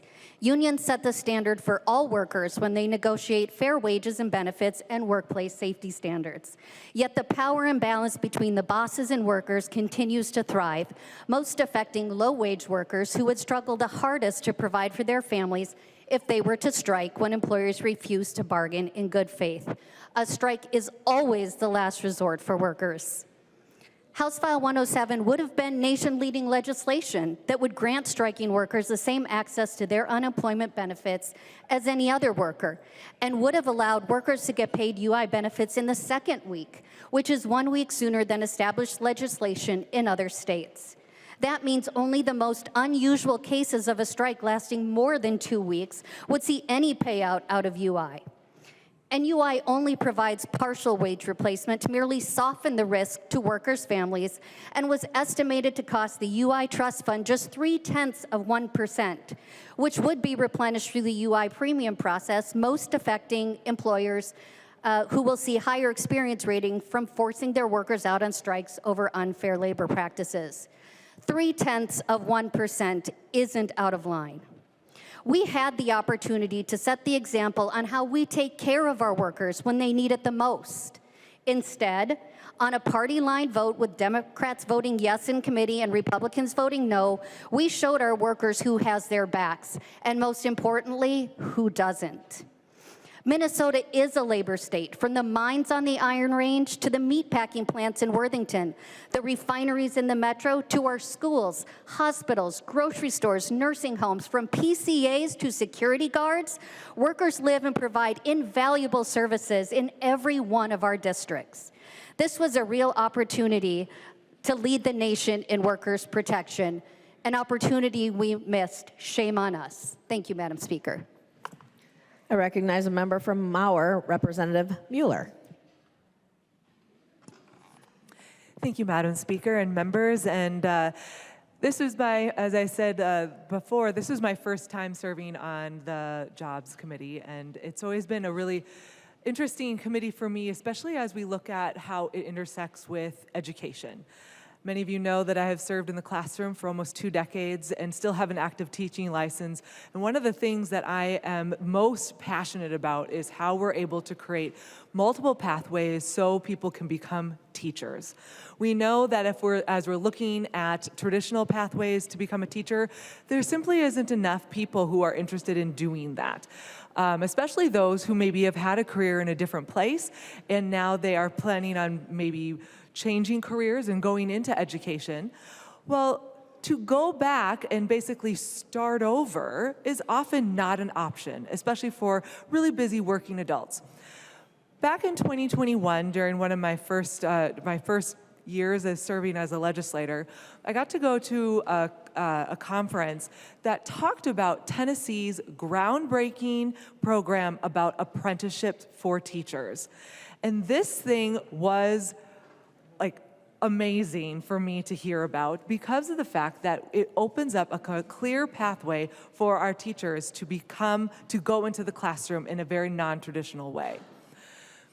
What I found most exciting about it is if we are able to follow some of the same regulations from the federal government as we look at apprenticeships, that this program would then have two revenue streams, one from the federal government and one from the state, whatever we decided to invest in it. We are seeing 40 other states have some other apprenticeship program. Some people use it, grow your own program. Other people are doing it the way that we are. I've been looking at apprenticeship opportunities and researching and learning about as many different places that do this for the last 5 years. And I was very excited to see that the governor's budget included provisions from Dolly for a teacher apprenticeship program. We see organically that these are coming up as other people are learning about it. We're seeing other districts that just kind of organically are creating these. And so when I saw that this is now something that was an interest in our current administration, I wanted to capitalize on it since it's been such a passion of mine. I want to thank Representative Frazier for working with me on this, because I know that as we continue to work on in a bipartisan way, that we were able to look at what the governor's language said, what the initial language of my bill was, and to come with, I think, a really great compromise. Because we have such a strong union force here in our state, we needed to make sure that we were operating in a way that would give our unions a seat at the table so that they understood how we could use this apprenticeship model appropriately. So I was really proud to be able to say that we are able to open up this apprenticeship opportunity for any school district that wanted to create their own joint apprenticeship task committee that allows, that requires 50% labor, 50% employee at the table, so that employer labor at the committee, and that they would be able to come up how they are going to get our teachers through this apprenticeship program. We are seeing it in our intermediates, and what they are seeing is huge success. We're also seeing it up in North Branch, and I know that there's probably other fledgling apprenticeship opportunities around the state. I know that Representative Frazier and I were hoping to have a little bit more money placed in this program, but I was very excited to see that we were able to reallocate some things so that we were able to get it into the base budget. So Chair Pinto and Chair Baker, thank you so much for valuing this program, and Representative Frazier, thank you so much for working with me. So I'm excited that we're going to be able to see some increase for our teachers who, when they go through this program, not only to become get their bachelor's degree, but they also get to be licensed Tier 3 teachers. It's really going to open up a lot of opportunities. Thank you, Madam Speaker. I recognize a member from Isanti, Representative Gordon. Thank you, Madam Speaker. You know, I don't like the idea of our taxes going to subsidize businesses and industry nonprofits. Much of this bill does just that. If we want to be friendly to business and labor, we should be cutting red tape and overregulation, not subsidizing them with our tax dollars. We need to let the free market work. Vote red, and let's talk about giving this money back to the people of Minnesota to invest in themselves rather than the pet projects of politicians. I recognize the member from Hennepin, Representative Frazier. Thank you. Thank you, Madam Speaker, and thank you, Representative Mueller, for the shout out. I appreciate that, and it was my pleasure to work with you on the apprenticeship program. We know we have a shortage in teachers, and any way we can get good people into the classroom that are passionate about working with our young people, that's a way to go. So my pleasure working with you on that. You know, I wasn't going to say much about this, but Representative Gordon's statements made me think about this a little bit, because this bill, the one thing I don't like about the bill is that it does not have appropriations going to provide resources for some of the organizations that are nonprofits, in a sense, that have really been focused in spaces that our agencies are not well equipped to have the capacity to work in. Organizations such as Big Brothers and Big Sisters, mentoring programs. And I talk about that because I often tell people that I would not be standing here today as a legislator or someone that went to higher ed or someone that went to law schools or practicing attorney. I would not be here if we didn't have organizations like that in the community that I grew up in that provided those type of programs for me before school, after school, I wouldn't be here. Sedgwick wouldn't exist in this perspective. So I do think we should think about that when we talk about subsidizing businesses. What we're actually doing is investing in community and investing in individuals that can make a difference in their communities and be leaders in their communities and can give back to their communities in a positive way. So I just caution the language that we use when we have these conversations. I also want to say a thank you, Representative Pinto and then Co-Chair Pinto and Co-Chair Baker for putting the resources back in for the Film Board for Explore Minnesota. I think that's going to have huge dividends in payback and return on investments for the state of Minnesota. I spoke about it in the committee, so I won't repeat it, but thank you for doing that. Overall, I'm looking forward to the conversation when we get into negotiations with the Senate to see how we can even add more and make this bill better. So I'll leave it at that, but I'm voting green because of that. Thank you. I recognize a member from Morrison, Representative Schultz. Thank you, Madam Speaker, and I love kind of following the last two because I find myself in the middle of the two of the folks here on the floor. And I'm rising today, Madam Speaker, to speak in support of this as a strong conservative because this bill cuts spending. This bill cuts spending in this biennium, it cuts spending in the next biennium, and if we know anything with a $6 billion budget deficit, we need to turn this ship around. And this is one bill that gets us moving in that direction. So Representative Gordon, I have great respect for you, and this bill helps achieve some key and marquee things. But before I go into a little bit more about this, what this bill does, I also want to thank the members of the committee and especially Chair Baker for the way that he led this session, and Chair Pinto, appreciate you as well. But I just have to say, it's about, in this committee, it's about bringing balance. Balance between industry, balance between business, and those who work, the people of Minnesota who work, our workers across this state. So we don't need to pit one group of people against another group of people, but we need to work together. And I feel that the contents of this bill help meet that mark. There are positive things that we can all point to in this bill that show the balance of this legislature. While we are cutting spending, we're also making significant headway to ensure that we're keeping some of our most major employers in Minnesota. We're making progress on ensuring that we don't see additional hundreds of millions of dollars of fraud. We're making progress by the protections that we're placing and putting into law.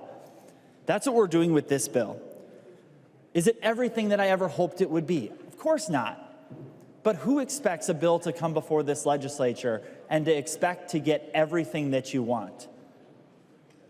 As a conservative, I'm excited to bend the curve on state spending, excited to see competitive grants brought about, as a member of the fraud committee as well, to see us take a position of saying that we're not going to name organizations that are going to receive these dollars. I think that that's the right way for us to go. There's a lot to see as good wins for the state of Minnesota in this bill, and I'm glad to support it today. Thank you, Madam Speaker. I recognize a member from Washington, Representative Johnson W. Thank you, Madam Speaker. Members, I'm rising in support of this bill. Is it everything I'd like to see? No. There is parts that I'd like to talk about that I do like. The small business, the assistance, appropriation for the small business assistance. As a small business owner that started 10, 13 years ago, that first year is so intimidating. Where are you going to get the money? Are you doing it right? Who do you talk to? So many things, especially if you go from being in the trades, maybe going out there and doing something else and then starting up in a business. Programs like this are helping that first year, second year person, and was really important around COVID when we were doing it in Washington County, and we started it with the CDA, is who do you talk to get the money? Once you get the money, what do you do with the money? How do you address the ever-increasing regulations, mandates, expectations to succeed? And this, what I like about this, which I think should have more money because it can do a lot more work, because there's provable work behind it, is to get those small business owners an opportunity to talk to successful people without having to belong to a big organization or talking to somebody that doesn't really get what you have, but people who have been out there doing it. I really like that program, and the fact that it's in there, I think it's really going to help businesses succeed to get to the point where they're now hiring other employees. Because we all know the first 5 years is what's the toughest years that most businesses go out of business. So it's very important. Another part I'd like to speak on, Madam Speaker, is it came up with a discussion regarding the non-compete. Businesses will spend hundreds of thousands, millions of dollars, billions of dollars in a product, in a business, training people how to work in that business, doing the work regarding its R&D. There's many things that they invest in. And who wants to spend that kind of money knowing that it could disappear the next day? You know who recognizes that and supports that idea? Trade unions. You join a trade union and you go to school and you start as an apprentice and you spend the 5 years going all the way up to journeyman, they expect you to stay in the unions and work for a union trade for another 5 years, or they expect to be paid back for that education. So in other words, they're investing, just like the other companies, investing in you, and they expect you to be there. They don't want you walking away to a non-union shop and taking the trade secrets that you have and providing all that benefit to that other company that didn't invest that money in you, that provided you with that education. I understand that. I understand, just like the businesses, they're expecting to be able to protect their investment with the non-compete, just like the unions expect you to put that training and the tens of thousands of dollars that they spend towards other union contractors, making them better. They don't want you to go to the competition, the non-union route. I understand that. So I support the non-compete, just like I totally support the unions having that expectation. If you don't support companies being able to have a non-compete, then I'm assuming you don't support unions to be able to protect the investment that they made into their workers. There's no difference between the two. Thank you, Madam Speaker. I recognize a member from Sherburne, Representative Meckland. Thank you, Madam Speaker. I rise in support of this bill today. In part, has been mentioned that there's many things that are not in here that I wish we could have had in here, some relief that was passed in 23 and 24 for our small businesses. However, there are some good things. $50 million in cuts, no contractor additional fees or increases, as well as on the manufactured homes and as well as the inspection fees. And after spending an incredible surplus in the last biennium, we have to bring these numbers down. Please vote green. I recognize a member from Hennepin, Representative Greenman. Thank you, Madam Speaker. And I'm not going to speak too much more about the non-compete ban. I want to talk about what else is in this bill, but I do want to correct a few things. First, which is, I think, Representative Johnson, what you were talking about, you can do now. If you work for a company and they send you to a training and you want as part of your contract to say, if you leave within the first year or two, if you get a degree and you require them to pay you back, nothing in the law changed and you can do that. What you can't say, and what I've never heard a trade union say, is if you leave us, you can't go work for any other project for a year in the vicinity of this, of the work site. So it's actually not the same. What you're describing is actually a tool that currently exists for companies to use, and it's a great example of another thing that businesses currently have to protect the investments that they're made in workers. But one thing I don't believe is that workers own you, or that employers own you. I think that they don't own what's in your head. If it's intangible, they don't own your experience. What they do own is that piece of information that the law has very clear protections about how you protect. They don't own you. And so, again, I am going to vote for this bill today, but I'm going to fight hard to make sure we do not roll back our protections on workers and on their freedom of movement. And Representative Gordon, I appreciate what you said about letting the free market work. One of the things that non-competes do is get in the way of the free movement of labor.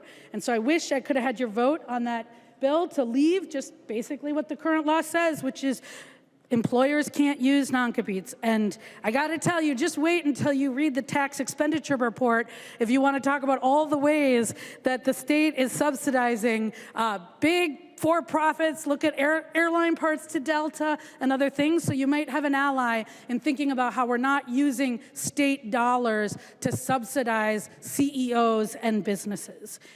What else is in this bill? There is actually, as my colleague Representative Schultz said, there is work here to stop fraud, misclassification fraud. And for folks who have been around, last session, we talked a lot about misclassification fraud, and we did again in the Labor Committee, because it's not just an issue of defrauding workers, which it does. If you're classified as an independent contractor, it means that you don't get unemployment insurance. It means you're not eligible for minimum wage and overtime protections. It means you don't have access to workers' comp. It means you can't join a union, or you don't have protections to join a union. It means that you won't get paid sick time or PFML. All of those things hurt workers. But it also does is it cheats the UI trust fund. It cheats our payroll taxes. It cheats the workforce development fund. And that is a fraud just like other public benefits fraud. That is going after the taxpayer dollars that are used to support our public funds. And so what this bill does is it actually adds modest, but it adds 2 people to actually do that enforcement. So we're protecting the businesses that are playing by the rules, that are supporting their workers and following the law, at the expense of the bad actors who aren't. And so there's enforcement dollars here. That's very important. The other thing it does, and this is something I've spent some time talking about with my colleagues across the aisle, I think we have a lot of good conversations and I think support for the idea we should measure the problem. So there was 14 months of a task force that I co-chaired that the Attorney General's office did. We had lots of great participation. Some members came, asked questions, were involved. Lots more from the business community, the labor community, the government community, local governments. And what they said is, we don't actually even know how many people in Minnesota are being misclassified. And more than that, when there was a 2004 OLA audit, they couldn't put a number on how much government resources is being cheated, being siphoned off by bad actor employers who are misclassifying people. This bill will say, we're going to measure it. We're going to know how big of a problem it is. We're going to know how much our UI trust fund is being impacted. We're going to know how much tax revenues are being impacted. And hopefully we're going to know how it's impacting those businesses that are playing by the rules and just can't make it pencil out to compete with the businesses that aren't. And so that's in this bill, and I'm very grateful and glad it is. There's also other things, and I won't repeat what everybody said. The last thing I want to say on this bill is also what's not in it. Because the jobs and labor bill is where we plan for the next 2 years of the economy, the workforce, our worker protections. And it does not respond and does not include our thinking on the greatest factor impacting our economy, our workforces, our small businesses, the rights and protections of workers in the next 2 years, the Trump-Musk regime. Federal workers are being laid off. Tariffs are throwing small businesses out of business. There was an article about it yesterday in the Star Tribune. If we have a recession, it could drive up the unemployment rate and affect the UI trust fund. And the rollback of worker protections at the NLRB, because the NLRB was gutted, are going to impact people's ability to get overtime pay, collective bargaining, all of those things. Those are real impacts.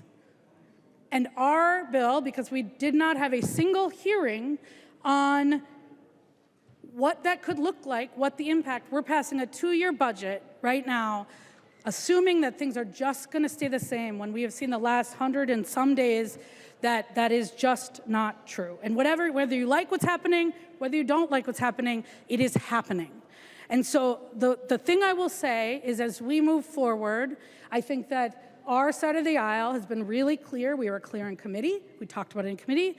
We have been clear in these conversations that we actually need to plan to ensure that we are prepared for the next 2 years for the workforce, because Minnesota workers can't rely on who knows what tomorrow will bring.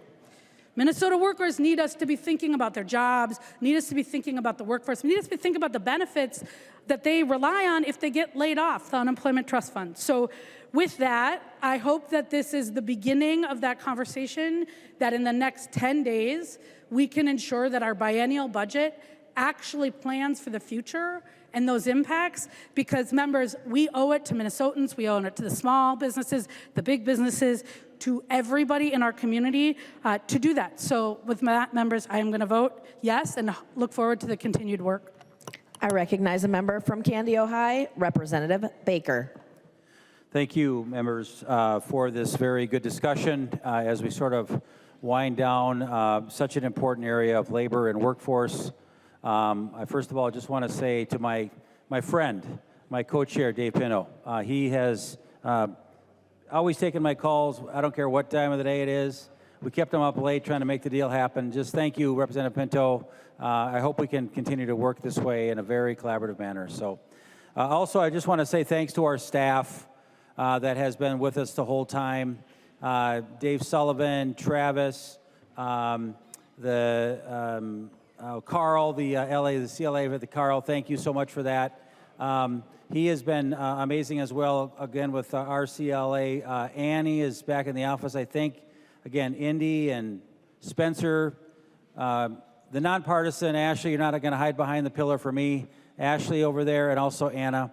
You guys always make the complicated stuff seem simple. And I know that what we are doing is very important. So I just want to say that first. Again, a lot of things have been said about our bill. Things that are in the bill and also things that are not in the bill. I want to thank the good conversation about the non-compete area. That is something that we're going to continue to work on and must work on in order for Minnesota to be competitive.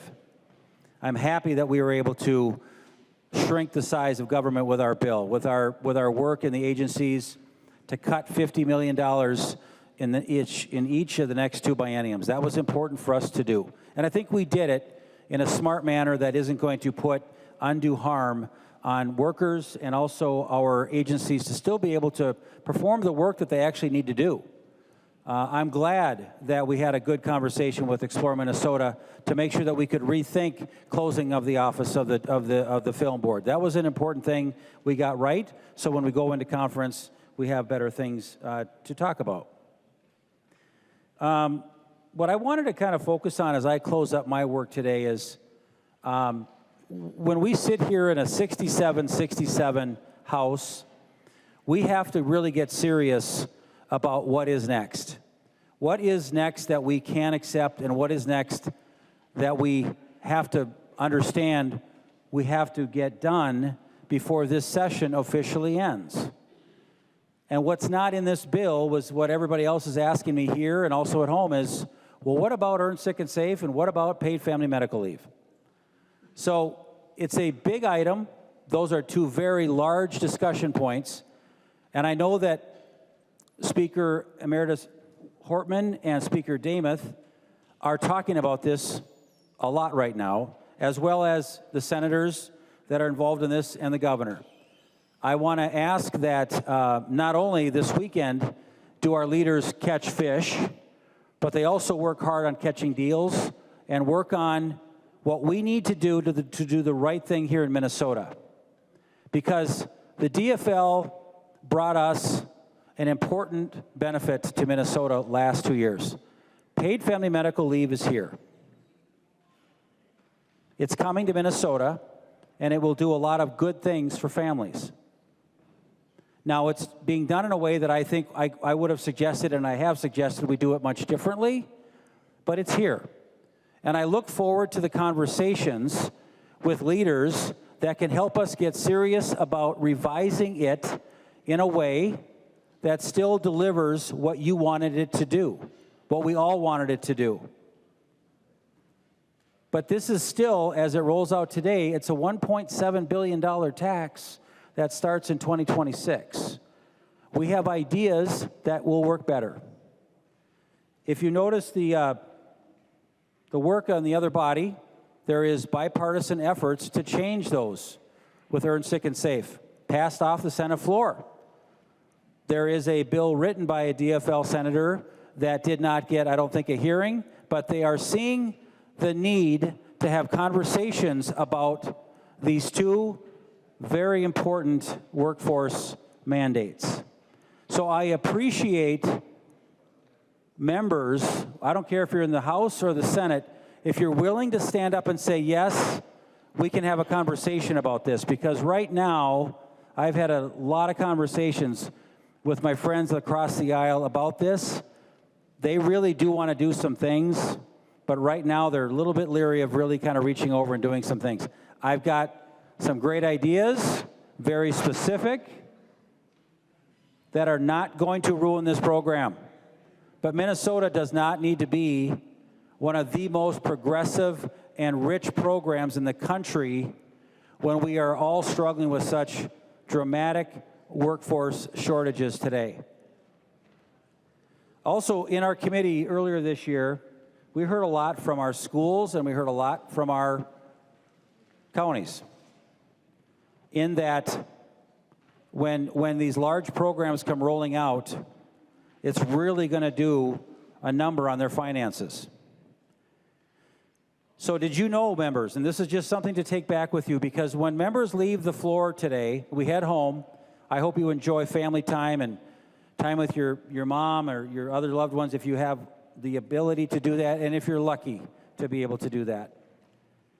Just know that I'm asking you to make a few calls to your superintendents, your county administrators, and understand what's coming to them. Because if you don't, and if you haven't heard from them, you need to do this, because we only have 10 days left.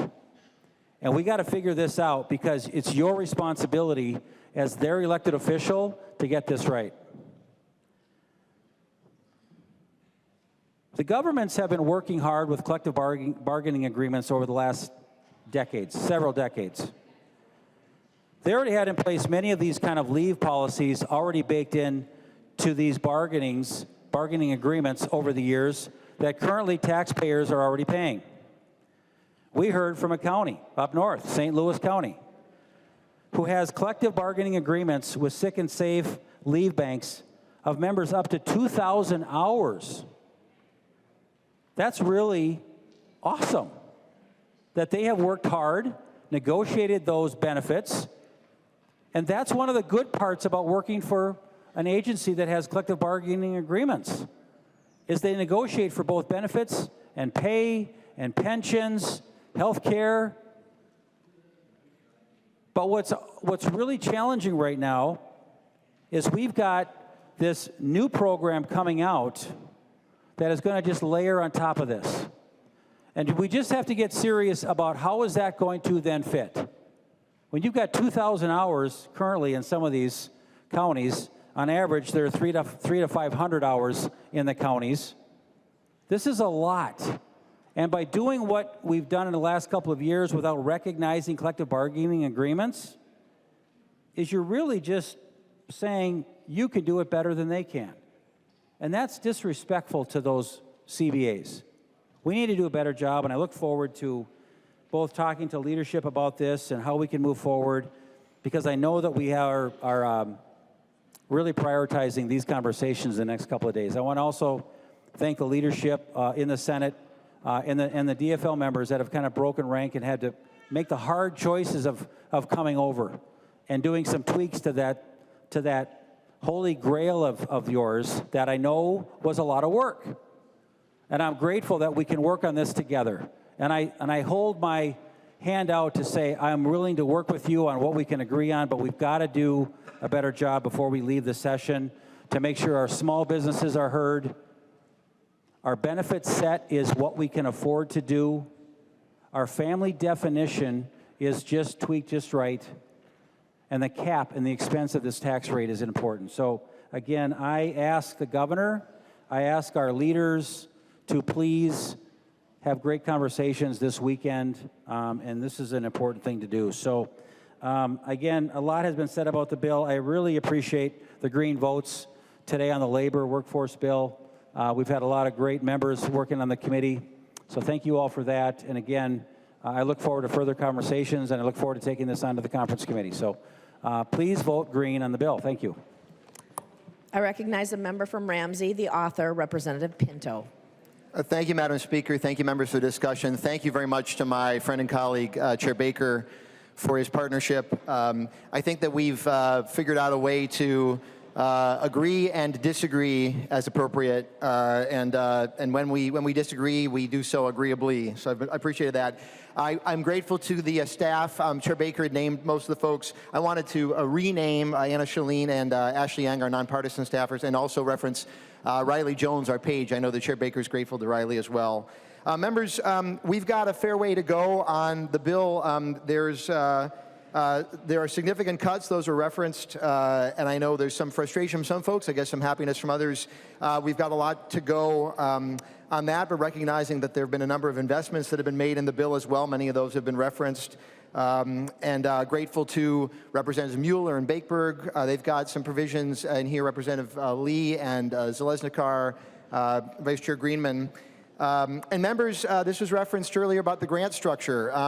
There's work to be done. I maybe would disagree with my friend Representative Schultz. I think may have been referencing those provisions that I'm not concerned so much about the conduct of folks who've been doing phenomenal work for us, nonprofits and others. I want to make sure that we have a proper process in our legislature, and this is why I want to advance competitive grants. Vice Chair Greenman referenced that a lot of the anti-fraud work in here relates to enforcing our misclassification laws so that those employers who are classifying their workers properly, we want to make sure to protect them and go after those who are not, to protect workers, employers, and public funding as well.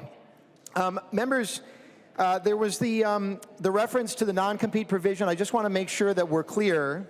If I can ask, Madam, if you don't mind. Thank you, Madam Speaker. I understand that there is interest from some of my colleagues to go further on the non-compete exemptions that are here. I want to make sure that folks saw the article Representative Greenman distributed. The banning non-competes is in fact good for innovation. I understand individual companies may have concerns. There have been no signs of problems in the provision that in the law that we passed. Multiple companies have expanded, Solventum and Phillips being a couple of late. This has not been a concern, and I want to make sure we're clear that, yes, in a 67-67 tie, there are compromises to be made. The exemptions made to non-competes that went as far as what's in this bill, that's an example of that kind of compromise. I will say that my colleagues and I have great concerns about that on behalf of the innovation economy here in Minnesota. We'd like to have an economy like in Silicon Valley, an innovation like there where they don't have non-competes. Our law has been very successful. This bill contains some exemptions because that was part of the negotiation. That's how things work. And then finally, members, if you'll forgive me with this, my mind has been on a lot the last 24 hours on Pope Leo. Chair Baker and I share a faith. I got a big thumbs up from him. We're very excited about the new American Pope, a couple of folks as well. Pope Leo is named after Pope Leo XIII. Pope Leo XIII was the Pope of the workers. Pope Leo the XIII had an encyclical that talked about the need for fair wages and dignified working conditions, safe working conditions. I will say also Pope Leo XIII talked about the importance of property rights and free enterprise as well, recognizing that in that method, that system, that is how we all do better, in fact. And Pope Leo XIV, in his homily, first homily yesterday, talked about, in first remarks, talked about the dignity of everyone, that everybody is included. Chair Baker and others who've brought up about paid leave and earned sick and safe time, members, that's the point of those laws that we passed, is that every single worker in our economy, every single person has the opportunity that if they have a baby, they have time to be with their baby. If they have cancer, a family member has cancer, they have the ability to be with that family member to provide that care. If they get sick, God forbid they come to work because they have to choose between their paycheck and being at work, we don't want them getting other people sick at work and bringing their sickness to the office. So members, we passed those laws. Those laws are in place now to enhance the dignity of employment for everybody.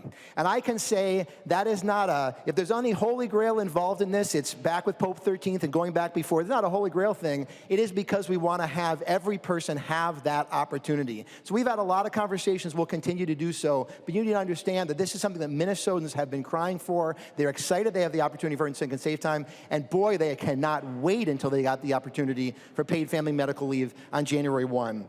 Members, our state has been one that has emphasized investments in people, and those investments have paid off in a strong economy, thank goodness for that, in a strong workforce, which has caused employers to want to be in our state. That's how employers get their innovation, not by blocking employees from moving from company to company, but having a phenomenal workforce that comes to work at those companies.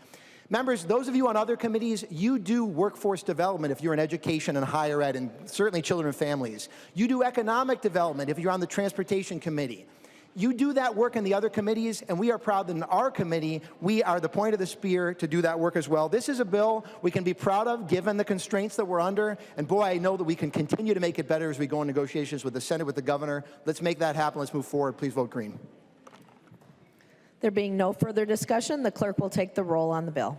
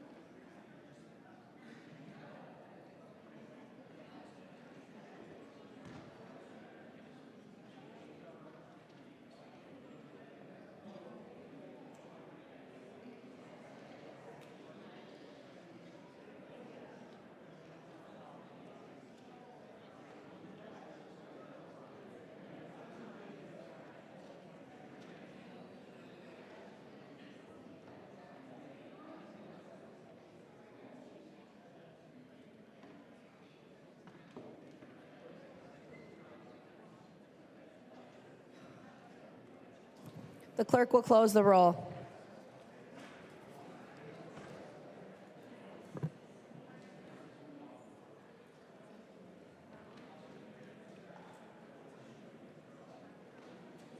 There being 115 ayes and 19 nays, the bill is passed as amended and its title is agreed to.